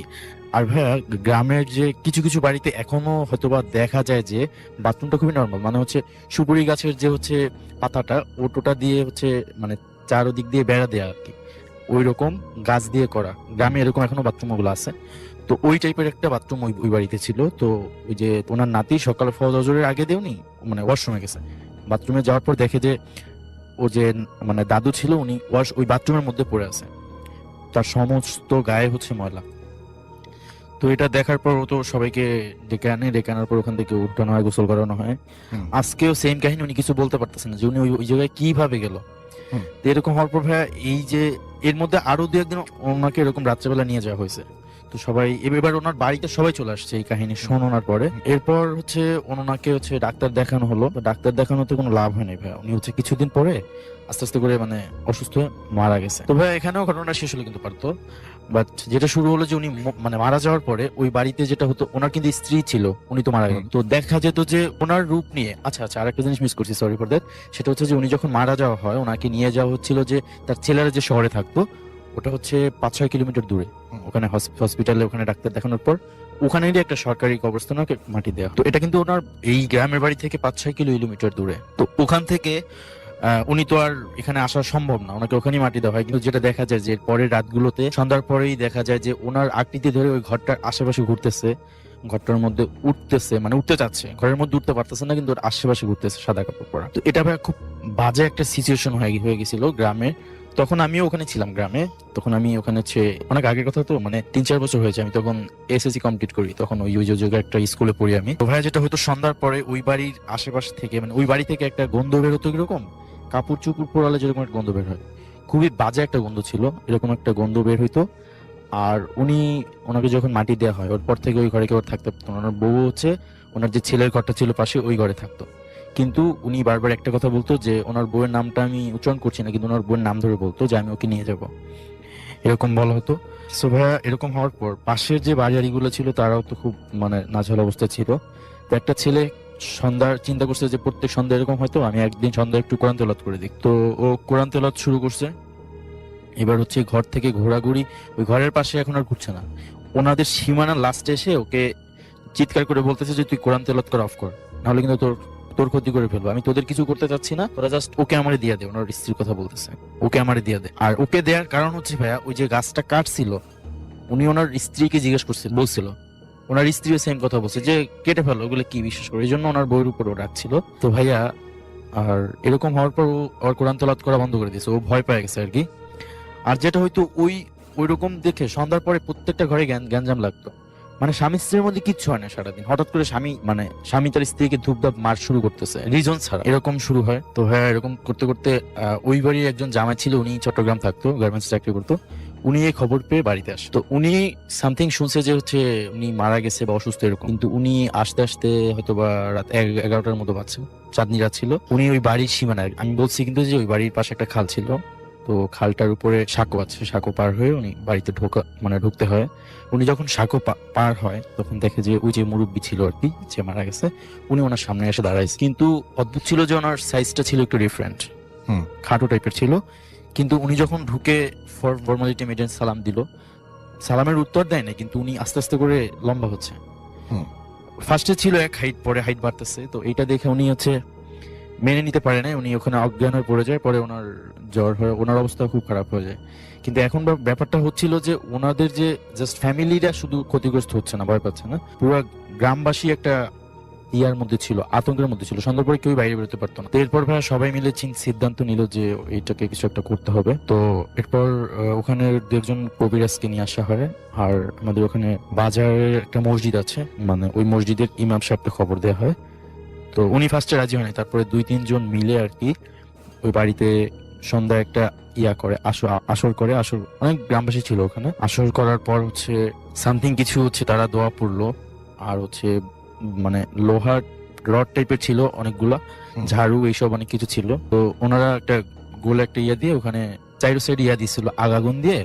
তারপর ওখানে হচ্ছে ওকে হাজির করা হয়। মানে কিছু দেখা যায় না, কিন্তু আওয়াজ আসছিল ওখান থেকে, আর ওখানের যে আগুনটা ওটা নিভে গেছিল আর কি। এরপর বলা হয় যে তুই কেন আসছিস, তো ও ঘটনাটা পুরাই বলে যে এরকম এরকম হয়েছিল, আমি নিষেধ করার পর হয়েছে। তারপর ওকে চলে যেতে বলা হয়, ও কোনোভাবেই যেতে চায় না। লাস্ট টাইম মানে দোয়া দুরুদ পড়ার কারণে তারপর বলে যদি কি নিয়ে যাবে। তারপর বলে যে এই বাড়ির যে বড় গাছটা আছে, এই গাছের আমি ডালটা নিয়ে যাবো। ওটা হচ্ছে সিরাজ গাছ ছিল আর কি। তো এরকম অনেক কিছুর পর ওখান থেকে ছোটদের সরায় দেওয়া হয়। তারপর কিছুক্ষণ পরে মানে সবকিছু ঠান্ডাই ছিল, একটা ঝড়ের মতো আসে আর কি। আর ওই যে গাছটা ছিল, গাছের একটা ডাল নিয়ে চলে যায় আর কি। তো এরপর থেকে ওই বাড়িতে এখন কেউ নাই, কিন্তু বাড়ির আশেপাশে এরকম কোনো সমস্যা এখনো পর্যন্ত নেই। কিন্তু তখন এটা খুব প্রচলিত ছিল, মানে সবাই জানে ব্যাপারটা, এখনো যারা ওখানে ওই টাইমটা ছিল। ধন্যবাদ আপনাকে। রাসেল ভাই, আসসালামু আলাইকুম। আশা করি ভালো আছেন আপনারা সবাই। আমি মিশুক, বার্সেলোনা, স্পেন থেকে। আজকে একটা ঘটনা আপনাদের সাথে শেয়ার করব, যেটা আমার নিজের সাথে ঘটে যাওয়া একটি ঘটনা। সো এখানে আমার একটা ফ্রেন্ড, নাম হচ্ছে সবুজ, বাঙালি। আমরা এক ইউনিভার্সিটিতে পড়াশোনা করি। তো যখনই সময় পাই আসলে আমরা ট্রাই করি যে নতুন কোনো প্লেস এক্সপিরিয়েন্স করার জন্য। তো লাস্ট মানডেতে 1 এপ্রিল কাজ শেষে ইউনিভার্সিটি থেকে এসে তারপরে আমরা দুজনে চিন্তা করলাম যে আজকে একটা নতুন কোন একটা প্লেসে যাব। তো এখানে রাসেল ভাই, বার্সেলোনা যে মেইন যে সেন্টারটা, একটু বলে রাখি, আপনারা হয়তো অনেকেই জানেন, সেন্টারটা বেশ ভালোই সমতল। তো আপনি সেন্টারের বাইরে যে বেশ পাহাড়ি, এখানে সমতল খুব একটা নেই, অনেকটা পাহাড়ি এরিয়া। তো আমরা ওরকমই একটা জায়গা, এটা হচ্ছে জায়গাটার নাম হচ্ছে পার্ক দে মনজুইক, আপনারা হয়তো অনেকেই জানেন। তো আমার যে ফ্রেন্ড সবুজ, ও হচ্ছে গুগল থেকে এটা সার্চ দিয়ে বের করছে যে আমরা ওখানে গেলে ভালো হবে, ওখানে অনেক জনশূন্য বা মানুষ একটু কম থাকে কম্পারেটিভলি, আমরা যে সেন্টার থাকি এখান থেকে অনেক কম্পারেটিভলি মানুষ ওদিকে অনেক কম থাকে। অ্যাজ ইউজুয়াল আমরা হচ্ছে কাজ শেষে আমরা সন্ধ্যার পরেই আমরা বের হই। সময়টা ছিল এরকম 8:30টার মতো হবে। তো ও হচ্ছে গুগলে সার্চ দিয়ে দেখলো যে ওখানে যাওয়ার জন্য হচ্ছে আমাদেরকে 2টা বাস ওখানে যায় নর্মালি। একটা হচ্ছে 50 নাম্বার বাস, একটা হচ্ছে 155 নাম্বার বাস। তো আমরা গুগলে সার্চ দিয়ে দেখলাম যে 50 নাম্বার যে বাস, ওটা যে স্টপেজ, ওটা আমরা যেখানে ছিলাম ওখান থেকে মোটামুটি সন্দেহবশত আসলে জিজ্ঞাসা করলাম। তো ও ড্রাইভার উত্তর করলো হ্যাঁ, বাসটা ওদিকে যাবে। এজ ইউজুয়াল রাসেল ভাই, আমরা দুজনেই বাসে উঠে বসলাম। বসে কিছুক্ষণ পরে 2 থেকে 2.5 মিনিট পরে বাসটা ছাড়লো। তো আস্তে আস্তে রাসেল ভাই, একটু আগে বলেছিলাম যে নিচ থেকে বাসটা হচ্ছে উপরের দিকে যাচ্ছিল। খুব ভালো লাগতেছিল, যে খুব এনজয় করতেছিলাম সময়টা, আর যেহেতু বাসটা পুরো ফাঁকা। তো রাসেল ভাই, হঠাৎ করে আমি চিন্তা করলাম যে কয়েকটা ছবি তুলবো। তো আমি হচ্ছে আমার সিট থেকে দাঁড়িয়ে আমি কয়েকটা ছবি তোলার জন্য দাঁড়ালাম। তো হঠাৎ করে রাসেল ভাই, আমি একটা ছবি অলরেডি আমার ক্যাপচার করা হয়ে গেছে। কিছুক্ষণ পরেই যখন আমি পরে ছবি নিতে যাব, তখন হঠাৎ করে রাসেল ভাই খেয়াল করলাম যে একবারে মানে পেছনের সিটে কোন একজন ভদ্রমহিলা বসে আছেন। তো বয়স আনুমানিক 60 থেকে 65 এরকম হবে। পাশে একটা কুকুরের বাচ্চা। তো আমার কাছে কেন জানি মনে হচ্ছিল যে ভদ্রমহিলা একটু মানে আনইজি ফিল করতেছে বা একটু বিরক্ত হচ্ছে যে আমরা যাতে ছবি না তুলি, ওনার সমস্যা হচ্ছে এরকম। তো উনি একটা পর্যায়ে হাত দিয়ে কেমন জানি আমাকে একটু ইশারা করে বললো, কিছু বলেনি, বাট হাত দিয়ে মনে হয় যেন ইশারা করে বললো যে তোমরা ছবি তুলো না বা তোমরা চুপ করে বসে থাকো, এরকম একটা এক্সপ্রেশন ওনার ছিল। তো আমি আর কিছু চিন্তা না করে আমি সিটে গিয়ে বসলাম। তো সবুজের সাথে বলতেছিলাম, রাসেল ভাই একটু বলে রাখি, এখানে আসলে আপনারা হয়তো অনেকেই জানেন মানে এখানে বাসে বা ট্রেনে কিন্তু কোনো এনিম্যাল অ্যালাউড না, নর্মালি আসলে অ্যালাউড না। তা আমি একটু এমনি কিউরিওসিটি বশত আমি সবুজকে বললাম, সবুজ দেখ পিছনে যে ভদ্রমহিলা বসে আছে ওনার পাশে। তো আমরা যেহেতু নতুন জায়গায় রাসেল ভাই, আমরা আসলে এক্সাক্ট জানতাম না বা খেয়াল করিনি যে ওখানে কত মিনিট সময় এক্সাক্ট ওখানে লাগে। তো আমরা ভাবছিলাম হয়তো মানুষ ওদিকে খুব একটা যায় না, হয়তো বা বাসও এদিকে বাসের সংখ্যা খুব একটা বেশি না, এই জন্য হয়তো বা স্টপেজে কিছুক্ষণ দাঁড়িয়ে কিছু মানুষ উঠবে। কিন্তু কিছুক্ষণ পর দেখলাম যে বাস যে ড্রাইভার উনি ওনার সিট থেকে উঠে আসলো। তো আমি জিজ্ঞেস করলাম যে আসলে এখানকার ল্যাঙ্গুয়েজ রাসেল ভাই একটু বলে রাখি, স্পেন বার্সেলোনাতে কিন্তু এখানে নর্মাল স্প্যানিশের পাশাপাশি কিন্তু কাতালান একটা ল্যাঙ্গুয়েজ ওরা ইউজ করে, যেটা হচ্ছে আমরা নর্মাল স্প্যানিশ জানি যে কাস্তিয়ানো, যেটা ওটাকে আমরা নর্মাল স্প্যানিশ বুঝি, বাট এখানে আরেকটা ল্যাঙ্গুয়েজ যেটা ইউজ করে কাস্তিয়ানো, যেটা এখানে একটা স্টেট আছে কাতালান স্টেট, আপনারা তো মনে হয় জানেন, যারা হচ্ছে কাস্তিয়ানো থেকে কাতালান থেকে ওরা কাতালান যে ল্যাঙ্গুয়েজটা ওরা ওটাকে প্রেফার করে বেশি। তো আমরা কাস্তিয়ানো আমরা মোটামুটি বলতে পারি, চলার মতো বলতে পারি। তো আমি ড্রাইভারকে জিজ্ঞেস করলাম যে স্টেশন উলটিমো, এইটাই কি শেষ স্টপেজ কিনা? তখন ড্রাইভার বললো যে হ্যাঁ, সি ইস্তা উলটিমো, মানে যদি বাংলা বলি আমি যে এটাই ওটা এনজয় করলাম দুজনে মিলে। তো যাক আমরা ফুটবলটা ও বের করলো, বের করার পরে আমরা দেখতেছিলাম যে আসলে আমরা এক্সাক্ট যেই ডিরেকশনে মানে যেই প্লেসটাতে আমরা যেতে যাচ্ছি, ডিরেকশনটা আসলে আমরা যেখানে এখন বর্তমানে আছি ওখান থেকে এক্সাক্ট কত সময় লাগবে। তো আরো কিছু দূর হাঁটার পরে হঠাৎ করে দেখলাম যে রাস্তার পরে ওখানে রাস্তার কিন্তু ইন্ডিকেশন থাকে যে আপনি কোন দিকে কোন রাস্তা গেছে, এরকম ইন্ডিকেশন দেওয়া থাকে। তো কিছু দূর পরেই দেখলাম যে একটা ইন্ডিকেশন দেওয়া। রাসেল ভাই একটু বলে রাখি, আমরা যেখানে যাবো এক্সাক্ট আমাদের যে টার্গেটের যে লোকেশনটা ছিল সেটা ছিল এরকম, নামটা ছিল পিজি অলিম্পিকা, নিচে আবার লেখা আনাইয়া অলিম্পিকা, উপরে লেখা পিজি অলিম্পিকা, নিচে হচ্ছে আনাইয়া অলিম্পিকা। আর ঠিক ওইটার পাশে আরেকটা ইন্ডিকেশন ছিল এরকম, যেটা হচ্ছে আমরা ভুলবশত চলে গেছি, ওটা হচ্ছে ফন্ট দেল ঘাট, নিচেই সেম লেখাটা আনাইয়া অলিম্পিকা, যেটা পিজি অলিম্পিকার নিচে লেখা ছিল, জাস্ট উপরে লেখাটা হচ্ছে ফন্ট ঠান্ডা পড়তেছিল ওখানে। তো আমি হঠাৎ করে সবুজ করলাম, সবুজ আমার মনে হয় আমরা ভুল রাস্তায় চলে আসছি, আমার মনে হয় আমরা এই দিকে আসলে আমাদেরকে আসা উচিত হয়নি। তো ও বললো যে তাহলে একটু গুগলে সার্চ দিয়ে দেখি। তো গুগলে সার্চ দিয়ে দেখার পরে দেখলো যে আসলে আমরা ওখানে যেখানে আসি ওখান থেকে আসলে আমাদেরকে যেখানে আমরা এক্সাক্ট যাবো পিজি অলিম্পিক, এটা আসলে অন্য দিকে রাস্তাটা ছিল, মানে আমরা শুরুর দিকে যেদিকে যাচ্ছিলাম ওদিকেই ছিল। তো দুজনে অনেক টায়ার্ড, মানে ও আমাকে খুব রাগারাগি করতেছিল যে তুই না বুঝেই একটা রাস্তায় চলে আসছস, এখন রাত তখন রাসেল ভাই অলমোস্ট 9:50 10টার কাছাকাছি এরকম। তো আমরা রাসেল ভাই দুজনে অনেক টায়ার্ড হয়ে গেছি, মানে নিচের দিকে যে নেমে আসবো মানে এরকম এনার্জি পাচ্ছিলাম না। তো হঠাৎ করেই রাসেল ভাই আমি ওকে বললাম যে আচ্ছা একটু কিছুক্ষণ আমরা একটু রেস্ট নিই, যদি কেউ আসে তাহলে জিজ্ঞাসা করবো যে আসলে ওখান থেকে আমরা যেখানে যাবো এক্সাক্ট ওখান থেকে কত সময় লাগতে পারে, যদি বেশি সময় লাগে তাহলে আমরা ব্যাক করবো, আমরা ওদিকে যাবো না। তো রাসেল ভাই এটা চিন্তা করতে করতে হঠাৎ করেই সবুজ খেয়াল করলো যে আমার যে ফ্রেন্ড, আমার সাথে যে ফ্রেন্ড ছিল, ও খেয়াল করলো যে আমাদের থেকে ঠিক 10 থেকে 12 হাত দূরে কোন একজন মানুষ উপর দিকে উঠতেছে।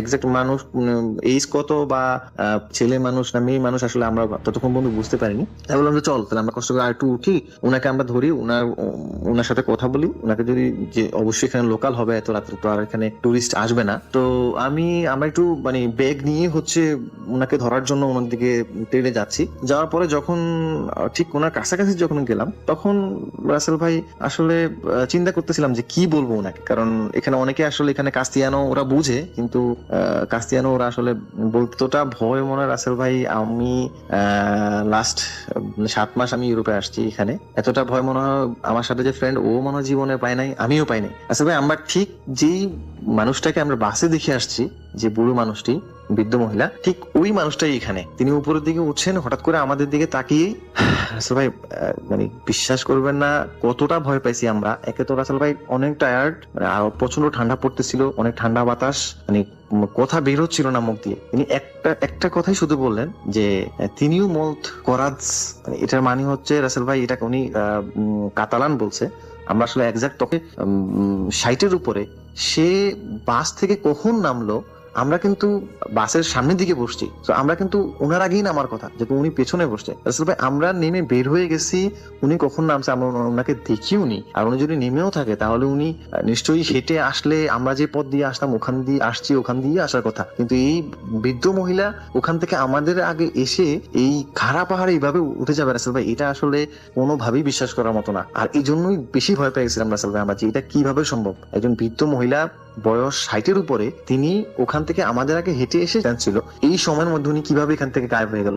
আশেপাশে দুই পাশে হচ্ছে জঙ্গল, উপরের দিকে হচ্ছে খাড়া পাহাড়। আচ্ছা ভাই ওখানে যে সোডিয়ামের যে লাইটের যে আলো ছিল, মোটামুটি এখানে তো আপনারা জানেন যে উন্নত দেশগুলোতে মোটামুটি ম্যাক্সিমাম এরিয়াতেই আপনার সোডিয়াম লাইটের আলো থাকে। তো আলো দিয়ে যতটুকু মানে দেখা যায়, বা আমরা একটু উপরের দিকে হেঁটেও গেলাম রাসেল ভাই, কিছুদিন পর্যন্ত দেখেও আসছি যেখানে কোনো মানুষের কোনো অস্তিত্ব নেই রাসেল ভাই। আর আমরা ওখানে একটা সেকেন্ড ওখানে অতিবাহিত না করে আমি বললাম সবুজ, করলাম সবুজ, আমরা এখনই হচ্ছে এখান থেকে চলে যাওয়া উচিত আমাদের, আর সামনের দিকে যাওয়া উচিত না। তো রাসেল ভাই আমরা হচ্ছে মোটামুটি ভয় নিয়ে কি বলবো, শরীর তো ঠান্ডা হয়ে গেছে, প্রচন্ড ঠান্ডা পড়তেছিল আর ঠান্ডা বাতাস রাসেল ভাই। আমরা ওখান থেকে হচ্ছে পিছনের দিকে ব্যাক করতে করতে রাসেল ভাই আমরা অনেক দূর পর্যন্ত হাঁটা পরে আমরা যে সমতল যে জায়গাটা বলছিলাম আপনাদেরকে, আমরা ঠিক ওখানে এসে পৌঁছাই। তো রাসেল ভাই আমি সবুজকে বললাম যে সবুজ অনেক রাত হয়ে গেছে, তখন অলমোস্ট রাসেল ভাই 10:30 একটু বেশি হবে, 10:40-এর মতো হবে এরকম। তো অনেকক্ষণ পর্যন্ত আমরা ওখানে দাঁড়িয়েছিলাম রাসেল ভাই, কোনো মানুষ নেই। কাউকে যে জিজ্ঞাসা করবো যে আমরা আসলে কি ব্যাক করব নাকি কি করব বুঝতেছিলাম না। যে আমরা এখান থেকে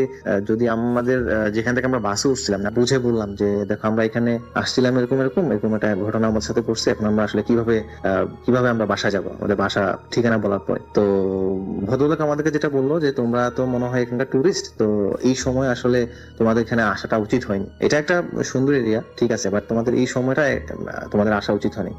তো রাসেল ভাই পরে উনি যেটা বললো যে এখানে 2 থেকে 3 মিনিট সামনে গেলে একটা বাস স্টপেজ আছে, ওখান থেকে যদি বাস থাকে, উনি বলতেছে উনি শিওর না যে এত রাত্রে এখানে বাস আছে কিনা, উনি শিওর না। তো মোটামুটি রাসেল ভাই এই বলে উনি চলে গেল। আমরা মোটামুটি 2-3 মিনিট রাসেল ভাই সামনে আসার পরে ওখানে একটা স্টপেজ পেলাম। তো স্টপেজের ওখানে একটা রাসেল ভাই, এখানে প্রত্যেকটা স্টপেজ একটা কোড নাম্বার থাকে। তো আমি সবুজকে বললাম সবুজ তুই একটু কোড নাম্বারটা দিয়ে ওখানে দেখ যে এই নাম্বারের বাসটা আছে কিনা। রাসেল ভাই ওই বাসটা ছিল হচ্ছে ওখানে 2টা বাসই নর্মালি যায়, একটা হচ্ছে 50 নাম্বার বাস, একটা হচ্ছে 155 নাম্বার বাস। তো ওই স্টপেজটা ছিল রাসেল ভাই 155 নাম্বারের। তো রাসেল ভাই ওখানে ও কোড নাম্বারটা দেওয়ার পরে দেখলো যে রাসেল ভাই ওখানে নেই। পরে আমি সবুজ করলাম সবুজ এক কাজ কর, আমরা তেমন মানে আমরা মুভ করা দরকার, কারণ আমরা যেহেতু এখানে 5 মিনিট দাঁড়িয়ে না থাকে, আমরা সামনের দিকে 5 মিনিট হাঁটি, যদি কোনো বাস পাই তাহলে তো নেক্সট স্টপেজ থেকে উঠবো, নতুবা আমাদেরকে হেঁটে যেতে হবে। রাসেল ভাই বিশ্বাস করবেন না, আমার মনে হয় আমরা অলমোস্ট দুজনে 20 থেকে 25 মিনিটের মতো হাঁটতেছি, কোথাও কোনো নামার মতো কোনো ওয়ে পাচ্ছিলাম না। মনে হচ্ছে যে যেদিকে যাই শুধু মানে রাস্তাটা শুধু দীর্ঘই হচ্ছে, মানে পাহাড় থেকে যে নিচের দিকে আমরা দেখতেছি, এখান থেকে অনেক উপর থেকে নিচে দেখতেছি যে আমরা যেখানে মোটামুটি বার্সেলোনা শহরটা পুরোটাই ওখান থেকে দেখা যায়, যে আমরা যেখানে দাঁড়িয়ে আছি আর আমরা যেখানে যাব, আমরা হয়তো প্লেসটা আন্দাজ করতে পারতেছি ঠিক এখানে, বাট আমরা নামার কোনো ওয়ে নাই। মানে এতটা জনশূন্য, আর হচ্ছে উপর থেকে মানে একটা হচ্ছে যে পাহাড়ি রাস্তা, আর দিনের বেলা হলে রাসেল ভাই কোনো না কোনো কিছু করা যেত, বাট আমার মতো কোনো ওয়ে নেই। রাসেল ভাই আমার যে মানে কতটা ভয় পাইছিলাম, ইউরোপে বার্সেলোনার মতো একটা জায়গা যে এরকম ভয় পাইতে হবে আমাকে রাসেল ভাই, আমরা আসলে দুজনের একজনও আসলে এরকম কোনো কিছু আশা করিনি। তো মোটামুটি রাসেল ভাই হাঁটতে হাঁটতে আমরা প্রায় আরো 15 থেকে 20 মিনিটের মতো হাঁটি, শুধু রাস্তাটা মনে হয় যেন শুধু দীর্ঘই হচ্ছে, আর সময় যত যাচ্ছে মনে হচ্ছে যে লাইটের আলোগুলো মনে হচ্ছে যে শুধু বাস যাচ্ছে, গাড়ি যাচ্ছে, সবকিছুই দেখতে পাচ্ছি, কিন্তু আমরা আসলে কাউকে যে চিৎকার দিয়ে বলবো যে আমরা এখানে এসে আমাদেরকে উদ্ধার করো, এরকম কোনো ওয়ে নাই, কারণ এটা অনেক উপরে ছিল, নিচ থেকে জাস্ট ছোট ছোট মানুষগুলো দেখা যায়, রাস্তাগুলো দেখা যায়। তো রাসেল ভাই অনেক দূর পর্যন্ত ঘোরাঘুরির পর আসলে অনেকটা টায়ার্ড হয়ে গেছিলাম, আমি আর ও দুজনে অনেক টায়ার্ড। এটা সময় রাসেল ভাই চিন্তা করতেছিলাম যে আজকের রাতটা হচ্ছে এইভাবেই কাটিয়ে দিব, কারণ এই ছাড়া আর কোনো ওয়ে নাই। দিনের বেলা যদি কোনো বাস আসে বা যদি কোনো মানুষ আসে, দেন হচ্ছে হেল্প নিয়ে তারপর বাসা যাবো। রাসেল ভাই অনেকক্ষণ বসেছিলাম, হঠাৎ করে এখান থেকে আমরা যেখানে দাঁড়িয়েছিলাম ওখান থেকে প্রায় 100 মিটার দূর হবে কোনো একটা, মানে আমরা যে বলছিলাম আমরা যে এরিয়াতে দাঁড়িয়েছিলাম ওখানে চারটা কর্নারের মতো ছিল, কোনো একটা কর্নারে মনে হচ্ছে যে কেউ একজন ওখানে কথা বলছে এরকম। তো রাসেল ভাই বিশ্বাস করিনি যে এত রাত্রে ওখানে, তখন অলমোস্ট 12:30 মতো বাজে, 1:45 মতো বাজে, এত রাত্রে এখানে আসলে কোনো মানুষের অস্তিত্ব এইভাবে পাবো আসলে মানে জানি না আল্লাহ তাআলা কিভাবে আসলে আমাদেরকে এইভাবে সাহায্য করছে, আসলে আমরা নিজেরাও মানে বুঝতেছিলাম না। তো আমরা মানে খুব তেড়ে গিয়ে ওনাদের দিকে গেলাম, দেখি হয়তো মনে হচ্ছে যে ওখানে মানুষ কথা বলছে, কয়েকজন মানুষ ওখানে কথা বলবে, জাস্ট আঁকা বাঁকা রাস্তা আছে, বাট সেটা বের করে নিতে হবে, কারণ রাস্তা হচ্ছে খুব সরু রাস্তা আর হচ্ছে খুব রিস্কিও। ওরা বললো যে এভাবে এভাবে আমাদেরকে ডিরেকশন দিয়ে দিল যে একটু সামনে গিয়ে বাম দিকে একটা সিঁড়ির মতো, আসলে উচ্চতাটা ঠিক বলতে পারছি না, আমার জানা নেই, বাট অনেক উপরে ছিল। তো রাসেল ভাই কি করব, ওনাদেরকে অনেক থ্যাঙ্কস দিয়ে আচ্ছা আমরা দুজনে হচ্ছে মুভ করতেছিলাম। তো নামতে নামতে নামতে নামতে রাসেল ভাই অনেক দূর পর্যন্ত নামতেছি, মনে হচ্ছে যে রাস্তাই শেষ হচ্ছে না কিছুক্ষণ পরে আমি হচ্ছে পড়ে যাচ্ছি, আবার ও আমাকে উঠাচ্ছে, আবার ও পড়ে যাচ্ছে, আমি ওকে উঠাচ্ছি, আবার কোনো একটা সময় দুজনেই পড়ে যাচ্ছি। রাসেল ভাই পড়ে গিয়ে উঠে গিয়ে এভাবে অনেক কষ্টে আমরা হচ্ছে শেষমেশ পাহাড়টা শেষ করে নিচে নামলাম। পাহাড়টা শেষ করার পর রাসেল ভাই আমরা একটা হাইওয়ে ছিল, ওই হাইওয়ের মাঝখানে এসে আমরা ঠিক নামলাম। তারপরে দুজনে অনেকক্ষণ ওখানে বসেছিলাম, প্রায় আমরা এটি ওখান থেকে বাসায় চলে আসি। ঘটনাটা অনেক দীর্ঘ হয়তো হয়েছে, তো আশা করি ঘটনাটা সবার কাছে অনেক ভালো লাগছে। তো দোয়া করবেন আমাদের জন্য, আর যাতে নতুন কোনো প্লেস আমরা এক্সপিরিয়েন্স করতে পারি। আর সবাই ভালো থাকবেন, আসসালামু আলাইকুম। নতুন একজন অতিথি এই মুহূর্তে আমাদের সঙ্গে আছেন, তার সাথে আমরা কথা বলবো। আপনার নামটা প্লিজ একটু বলবেন, তারপর আপনি বলবেন যে আপনি কোথা থেকে এসেছেন, তারপর আপনার ঘটনায় যাব। আসসালামু আলাইকুম রাসেল ভাইয়া। আমি ওমর ফারুক বলছিলাম, মিরপুর 12 থেকে এসেছি আমি। জি। আমি যে ঘটনাটা শেয়ার করবো রাসেল ভাই, এটা হচ্ছে আমাদের গ্রামে ঘটা আর কি। আমার একটা বড় ভাইয়ের কাছ থেকে শোনার, বড় ভাইয়ের নাম হচ্ছে কালাম, উনি আমাকে শেয়ার করে। জি। তো ঘটনাটা যার সাথে ঘটছে, যে এলাকাটা ঘটছে, এলাকাটার আমি আগে বিবরণ দিতে চাই। এটা হচ্ছে বরিশালের মধ্যে পড়েছে। আমাদের ওখানে একটা হাট আছে, ওটার নাম হচ্ছে তালুকদার বাজার। ও হাটটার 3টা নাম, তালুকদার বাজার, বড় মেয়ার হাট, সালাম মেয়ার হাট। তো ওই হাটটা হচ্ছে মানে গ্রামটা এমন গ্রাম যেখানে হচ্ছে কিছুদিন হয়েছে, যেরকম 1 বছর হয়েছে কারেন্ট হয়তো বা এখন গ্রামে সব জায়গায় আছে, আগে ছিল না, মানে অজপরা গা একটা এই টাইপের। তো আমি যার কথা বলতে চাচ্ছি উনি হচ্ছে ওই বাজার থেকে, তালুকদার বাজার থেকে ওনার বাড়ি যেতে হলে মানে কোনো গাড়িতে চলে যাওয়ার কোনো সিস্টেম নাই, কারণ একটা বড় একটা খাল আছে, খালের সাইড থেকে সরু রাস্তা বয়ে গেছে, ওই রাস্তা দিয়ে যেতে হয়। আর যদি পায়ে হাঁটা ছাড়া যেতে হয় সেক্ষেত্রে হচ্ছে নৌকা চড়ে যেতে হবে। তো ওনাদের বাড়ি তখন কারেন্ট ছিল না, ঘটনাটা 1 বছর আগে ঘটেছে। তো বাজারে সবকিছু পাওয়া যায়, ওখানে কারেন্ট থাকে অলওয়েজ, ফোন চার্জ দেয়া প্লাস মেমোরি লোড দেয়া, ব্লা ব্লা অনেক কারণের জন্য উনি বাজারে এসে থাকেন। তো উনি সবসময় মানে সপ্তাহে 7 দিনই ওনাকে বাজারে যেতে হতো, ফোনের কারণে বা যে কোনো কারণে হোক। তো ওনার বাজার থেকে বাড়ি ফেরার পথে অনেক কিছুই ফেস করতে হয়, মানে বিশেষ করে খালের সাইডে সব জায়গায় বাগান, হয়তো বা 2-1টা বাড়ি পড়ে, তাছাড়া ভিতরে বাড়িগুলো। তো ওনার বাড়ি যেতে হচ্ছে 3টা সাঁকো পড়ে, গ্রামের ভাষায় ওটাকে 4 বলা হয়। তো ওনার বাড়িটা হচ্ছে সালাম মেয়ার বাজার থেকে যেতে হয়, তালতলা হাট আছে একটা, তালতলা হাটের ইমিডিয়েট কাছেই ওনার বাসাটা। তো উনি বাজার থেকে অনেক রাত করে বাড়ি ফিরতো, তো 1টা-1.5টা এরকম। ওনার ভয় ছিল না আর কি, এসব বিশ্বাস করতো না। তো উনি কিছুদিন হয়েছে বিয়ে করছে, বিয়ে করার পরেই এটা হয়েছে আর কি, এর আগে এরকম কিছু শোনা যায় না আর কি। তো উনি একদিন বাজার থেকে যাচ্ছিল, তখন আনুমানিক 1টা-1.5টা হবে।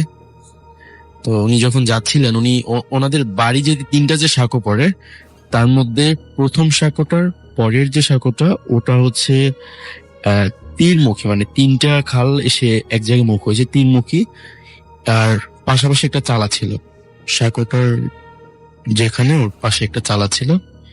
তো উনি যখন সাঁকোটা ক্রস করে, সেকেন্ডটা ক্রস করে কিছু দূর হাঁটার পর, মানে পরে ওনাকে ডাক দেয়া হয় ওনার নাম ধরে। ভয়েসটা ছিল একটু মানে 2-3টা পুরুষ মহিলা মিশ্রণ একটা ভয়েস ছিল, এরকম ওনাকে ডাকছিল। তো ওনার নাম ধরে ফার্স্টে ডাক দেওয়া হয়, তো উনি সাড়া না দিয়ে উনি দ্রুত বাসা চলে যায়। উনি ওইটা সেরকম নেয় না, তো বাসায় যে ওনার আম্মু ওনার স্ত্রীর কাছে শেয়ার করে, তো তারা বলে হয়তো বা তোমাকে কেউ ডেকেছে ওখানে। তো উনি এটা না নিয়ে কিছুদিন হয়ে গেছে, উনি কিন্তু ওটার ব্যাপারটা ভুলে গেছে। আবার একদিন ওখান থেকে যাচ্ছিল, সেম আবার ডাক দেওয়া হয়েছে, কিন্তু এবার ডাক দেওয়া হয়নি, এবার জাস্ট ডাক দেওয়া তো হয়েছে, উল্টো বলা হয়েছে যে নাম ধরে ডেকে বলা হয়েছে যে এই আমার রক্তের মানে তৃষ্ণা লাগছে, তো আমি তো রক্ত খাবো। তো উনি এটা শুই না প্রচন্ড ভয় পায়, ভয় পেয়ে পিছনে না তাকায় এক দূরে যে ওনার মানে বাড়ি যায়, বাড়ি যেয়ে ওনার আম্মু স্ত্রীর কাছে শেয়ার করে। তো তারা বলে যে তোর আর আর বাড়ি ফিরবি না বাজার থেকে, আর লেলে চলে আসবি। তো উনি আবার অনেক দিন হয়ে গেছে এরকম কিছু হয় না, আর উনি তো রাত্রে এখন আর বাজারে থাকেই না, কিন্তু উনি এই ব্যাপারটাও ভুলে গেছে। আবার একদিন ওরকম রাত করে আসছিল, তো ওদিন ওনার সাথে একজন সঙ্গী ছিল, উনি ওই সাঁকোর আগেই ওনার বাড়ি ছিল, গন্তব্যস্থ এমনিতে পৌঁছে গেছে। তো উনি যখন আবার ওখান থেকে যাচ্ছিল, এবার ওনার নাম ধরে বলা হচ্ছে যে তোকে কিন্তু আমি কথা শুনতে বলছিলাম, আমি বলছিলাম যে আমার রক্তের পিপাসা লাগছে, কিন্তু তুই কিন্তু আমার কথা শুনিস না, আমার খাওয়াস না। এটা কে বলছে, কিভাবে বলছে এটা? এটা হচ্ছে যে ভয়েসটা ফার্স্টে ডাকা হয়েছিল, এই যে মিক্সড রেজিস্টার একটা ভয়েস ছিল, পুরুষ মহিলা মিক্সড। এরপরে কি হয় আসলে? তো উনি এটা শুনে বাসায় চলে যায়, উনি প্রচন্ড ভয় পায় ওই দিন। তো দু একদিন জ্বরও থাকে ওনার। এর সপ্তাহখানেক পরে হচ্ছে উনি ওই ওই যে জায়গাটার কথা বললাম, যে জায়গাটা ওনার সাথে এরকম হয়েছে, ওই জায়গাটা থেকে কিছুটা দূরেই ওনাদের বাগান বাড়ি ছিল আর কি, নারকেল গাছ সুপারি গাছ এগুলো ছিল ওখানে। তো উনি সুপারি পাড়ার জন্য ওখানে যায়। তো ওই বাগানটার ব্যাপারটা হচ্ছে চিল্লাও আপনি গেলে বাগানটা দেখতে পারবেন, দিনের বেলাও ওখানে যেতে ভয় লাগে, মানে অন্ধকার একটা লতা পাতা দিয়ে গাছটা দিয়ে, ওখানে কোনো ঘর বাড়ি নেই, জাস্ট ছাড়া বাড়ি একটা, মানে সাইডে বাগান এরকম। তো উনি যখন ওখানে যাচ্ছে বাগানে সুপারি পাড়ার জন্য, পাশের বাড়ি ওনার কাজিন ছিল একটা, তো কাজিনের বউকে বলতেছে, মানে টাইমটা ছিল দুপুর টাইম, তো বলতেছে যে ভাবি আপনি কি আমার সাথে একটু আসবেন, আমি 3টা গাছের সুপারি পেরে নিয়ে আসবো, আপনি জাস্ট ওইটুকু সময় থাকলেই হবে। তো উনি বললো যে দেখো আমার তো এখন দুপুরবেলা কাজ আছে, তোমার ভাই আসবে, তার জন্য খাবার তৈরি করতে হবে। তো রিকোয়েস্ট করার পর উনি না গেলে উনি একা একাই চলে যায় সাহস করে। তো চলে যাওয়ার পরে তার যে ভাবি, মানে তার ভাই আসে খাওয়া দাওয়া করে, তো তার ভাবি বলতেছে ও এরকম এরকম আসছিল, তা আমার তো ডেকে গেল, আর তো এখানে আসলো না, আর ওখান থেকে বের হতে হলে তার বাড়ি মানে ক্রস করেই যেতে হবে। তো ওনার ভাই বলল তো তুমি ওর সাথে একটু গেলেই তো পারতা, ওই জায়গায় তো দিনের বেলায় যেতে মানুষের ভয় হয়। তো উনি গেল ওই জায়গাটায় ওনার বউকে নিয়ে, ছেলেকে নিয়ে। তো ওনাকে খুঁজতে খুঁজতে ডাকছে, পাচ্ছে না, খুঁজতে খুঁজতে দেখলো যে বাগানটার ঠিক মধ্যবর্তী একটা জায়গা, যে জায়গাটার কথা বলছিলাম যে খুবই অন্ধকার, ওইখানে হচ্ছে উনি পড়ে আছে, আর একটা গাছ ভাঙা সুপারি গাছ, মানে হচ্ছে উনি সুপারি গাছ মানে সুপারি পাড়ার জন্যই উঠছিলেন, গাছটা ভেঙে পড়ে গেছে। বাট আশ্চর্য বিষয় এটা ছিল যে ওনার সম্পূর্ণ শরীরের মধ্যে কোথাও কোনো দাগ মানে কিছু ছিল না, জাস্ট নাক থেকে আর মুখ থেকে সব ব্লাডিং হয়ে গেছে, রক্ত সব নাক মুখ থেকেই পড়ে গেছে। তো ওনাকে তারপর লোকজন ডেকে হসপিটালে নেওয়া হয় তাৎক্ষণিকভাবে। তো হসপিটালে নেওয়ার পর ডাক্তার বলে যে উনি তো কিছুক্ষণ আগেই মারা গেছে, লেট হয়ে গেছে আনতে। আর সুপারি গাছটা ভাইয়া, যদি একটা গাছ ভেঙে কেউ পড়ে যায়, গাছটার অবশ্যই মাঝখান থেকে গাছটা চেরা থাকবে, কোনো একটা সিমটম পাওয়াই যাবে যেটা ভেঙে গেছে। বাট ওই গাছটার কোনো ওরকম কোনো সিমটম ছিলই না, ওটা মনে হচ্ছিল যেন কেউ ভেঙে দিয়েছে মাছ দিয়া, সমানভাবে ভাঙা ছিল আর কি। তো এই ঘটনাটা ওনার যখন মৃত্যু হয়েছে তখন ওনার আম্মু শেয়ার করে আর কি, ওনার আম্মুর কাছ থেকে শোনা আর কি। ধন্যবাদ আপনাকে আপনার ঘটনার জন্য। আমরা চলে যাব আমাদের পরবর্তী অতিথির কাছে। আপনার নামটা প্লিজ একটু বলবেন, তারপর আপনার ঘটনা জানাবো আমরা। ধন্যবাদ রাসেল ভাই, আমি পল ক্যালভিন ডিকোসা। জি। আমি আজকে শেয়ার করব আমার অফিসের একটা ঘটনা, যে ঘটনাটা আমার এখনো বর্তমানে কিছু এটা আজ করছে আমার বাসার ঘটনার সাথেই। তো আমি সরাসরি আমার ঘটনায় চলে যাচ্ছি। জি। ঘটনাটা হচ্ছে, আমি আমার অফিসে অন্যান্য দিনের মতোই একদিন কাজ করছিলাম পিসিতে।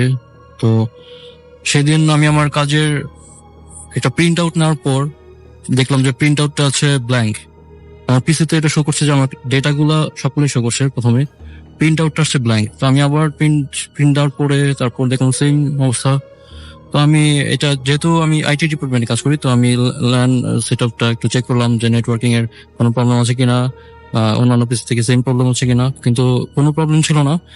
তখন আমি আমার যে এমডি স্যার ওনাকে জানালাম ব্যাপারটা। উনি দেখলো ওনার পিসিতে কোনো প্রবলেম হচ্ছে না, ডেটাগুলো দেখা যাচ্ছে। তার একটু পরেই আমার পিসিতে আর কোনো ডেটাগুলো দেখা যাচ্ছে না। তো এরকম শুধু একবার না, প্রায় 4 দিন টানা এরকম হয়েছে আমার সাথে। তো আমার হয়েছে কি, এই কাজগুলো আমার একদিনে 4-5 বার করা লেগেছে। তো এই কাজগুলো আমাকে যখন করা লাগলো, তখন আমি ভাবলাম যে এটা দেখি আসলে কতদিন হয় এরকম, প্রবলেমটা কি আসলে এখানেই নাকি অন্য কিছু। তো এই ব্যাপারটা আমাদের ওই অফিসের এক আঙ্কেল আছে, উনি গার্ড আর কি, মানে মুরব্বী, উনি এই ব্যাপারটা আমি ওনাকে শেয়ার করি, চাকরি শেয়ার করি যে আঙ্কেল এরকম তো প্রবলেম, অফিসার স্যার তো এরকম বললো যে অনেক কথা শোনালো যে এক কাজ যদি 4-5 বার করা লাগে। তো আমি ওনার সাথে ব্যাপারটা শেয়ার করলাম। শেয়ার করার পর আমার বাসার প্রবলেমটাও শেয়ার করলাম তখনও। তো উনি আমাকে যেটা একটা ইনফরমেশন দিল যে আপনি এই অফিসে যতদিন আছেন হয়তো একটা ঘটনা জানেন না, যে এখানে এই বিল্ডিং এর ছাদে রাত 2টা-3টায় মধ্যরাতের দিকে একজনকে দেখা যায়, যে কিনা খুবই লম্বা আকৃতি, সাদা কাপড় আলখেল্লার মতো পরা, উনি ছাদের কার্নি এসে ওইদিকে হাঁটাহাঁটি করে, নামাজ পড়ে। আমরা ওনারা অনেকেই দেখেছে যে এগুলা হচ্ছে আর কি এখনো স্টিল।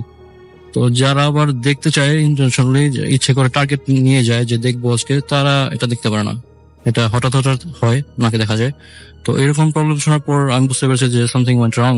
তো আমি এই ব্যাপারটা কনফার্ম হলাম যে ওইটার কারণে হয়তো আমার সাথে এই প্রবলেম গুলো হলো। তো এটা হচ্ছে আমার অফিসের ঘটনা। আর রাসেল ভাই, আমি আমার ওই পুরাতন বাসার একটা ছোট ঘটনা যেটা স্কিপ করে যাওয়া হয়েছিল, সেখান থেকে একটা ঘটনা বলবো, যেটা শেয়ার করে খুবই ইম্পর্টেন্ট। আমরা বিড়াল পালতাম 2টা। তো সেখান থেকে ফিমেল বিড়ালটা যেটা, এটা আমাদের খুবই বিপদের সংকেত দিত সবসময়, যেটা আমরা প্রথমে বুঝতাম না। আর যে মহিলাটার কথা বলা হয়েছিল, যেটা আমার ওয়াইফ বলেছিল যে 4তলা সেই মহিলাটা, এই মহিলাটার ঘটনা একমাত্র ওই বাসায় যত মেয়েরা ছিল, যেমন আমার ওয়াইফ, ওই বাসা 4তলা অন্যান্য ভাড়াটিয়া মেয়েরা এবং আমাদের সেই মেয়ে বিড়ালটা, শুধু অনলি ফিমেল যারা, তারাই বুঝতে পারতো ঘটনা কিছু হচ্ছে আর কি। তো আমরা যখন বাইরে যেতাম, আমরা আমাদের বিড়ালকে খাইয়ে দিয়ে যেতাম। আর ওরা ছিল পার্সিয়ান, দেশি বিড়াল না যে অযথা ডাকাডাকি করবে, তো সবসময় সাইলেন্টই থাকে। তো ফিমেল বিড়ালটা আমাদেরকে সংকেত দিয়েছে, ওকে খাওয়ানোর পরও আমরা বাইরে যাচ্ছিলাম। সেদিন ছিল 16 ডিসেম্বর, লাস্ট ইয়ারের ডিসেম্বর, 16 ডিসেম্বর। তো আমরা 2জন সকালবেলা বের হয়েছি। তো বরাবর সে বিড়ালটা আর কি সংকেত দিল, ডাকাডাকি করছে, আমরা ইগনোর করে গেলাম। ইগনোর করে আমরা বের হলাম, আমরা রিক্সাতে যাচ্ছিলাম, নামবো সেই মুহূর্তে একটা ট্রাক আর কি আমাদের মুখ বরাবর, মানে মর্মান্তিক একটা সড়ক দুর্ঘটনার আমরা শিকার হই, যেটা খুবই আমার জীবনে বেঁচে যাই। আসলে ওই দিনই হয়তো আমাদের মৃত্যু ছিল, কিন্তু আমরা মানে বুঝছি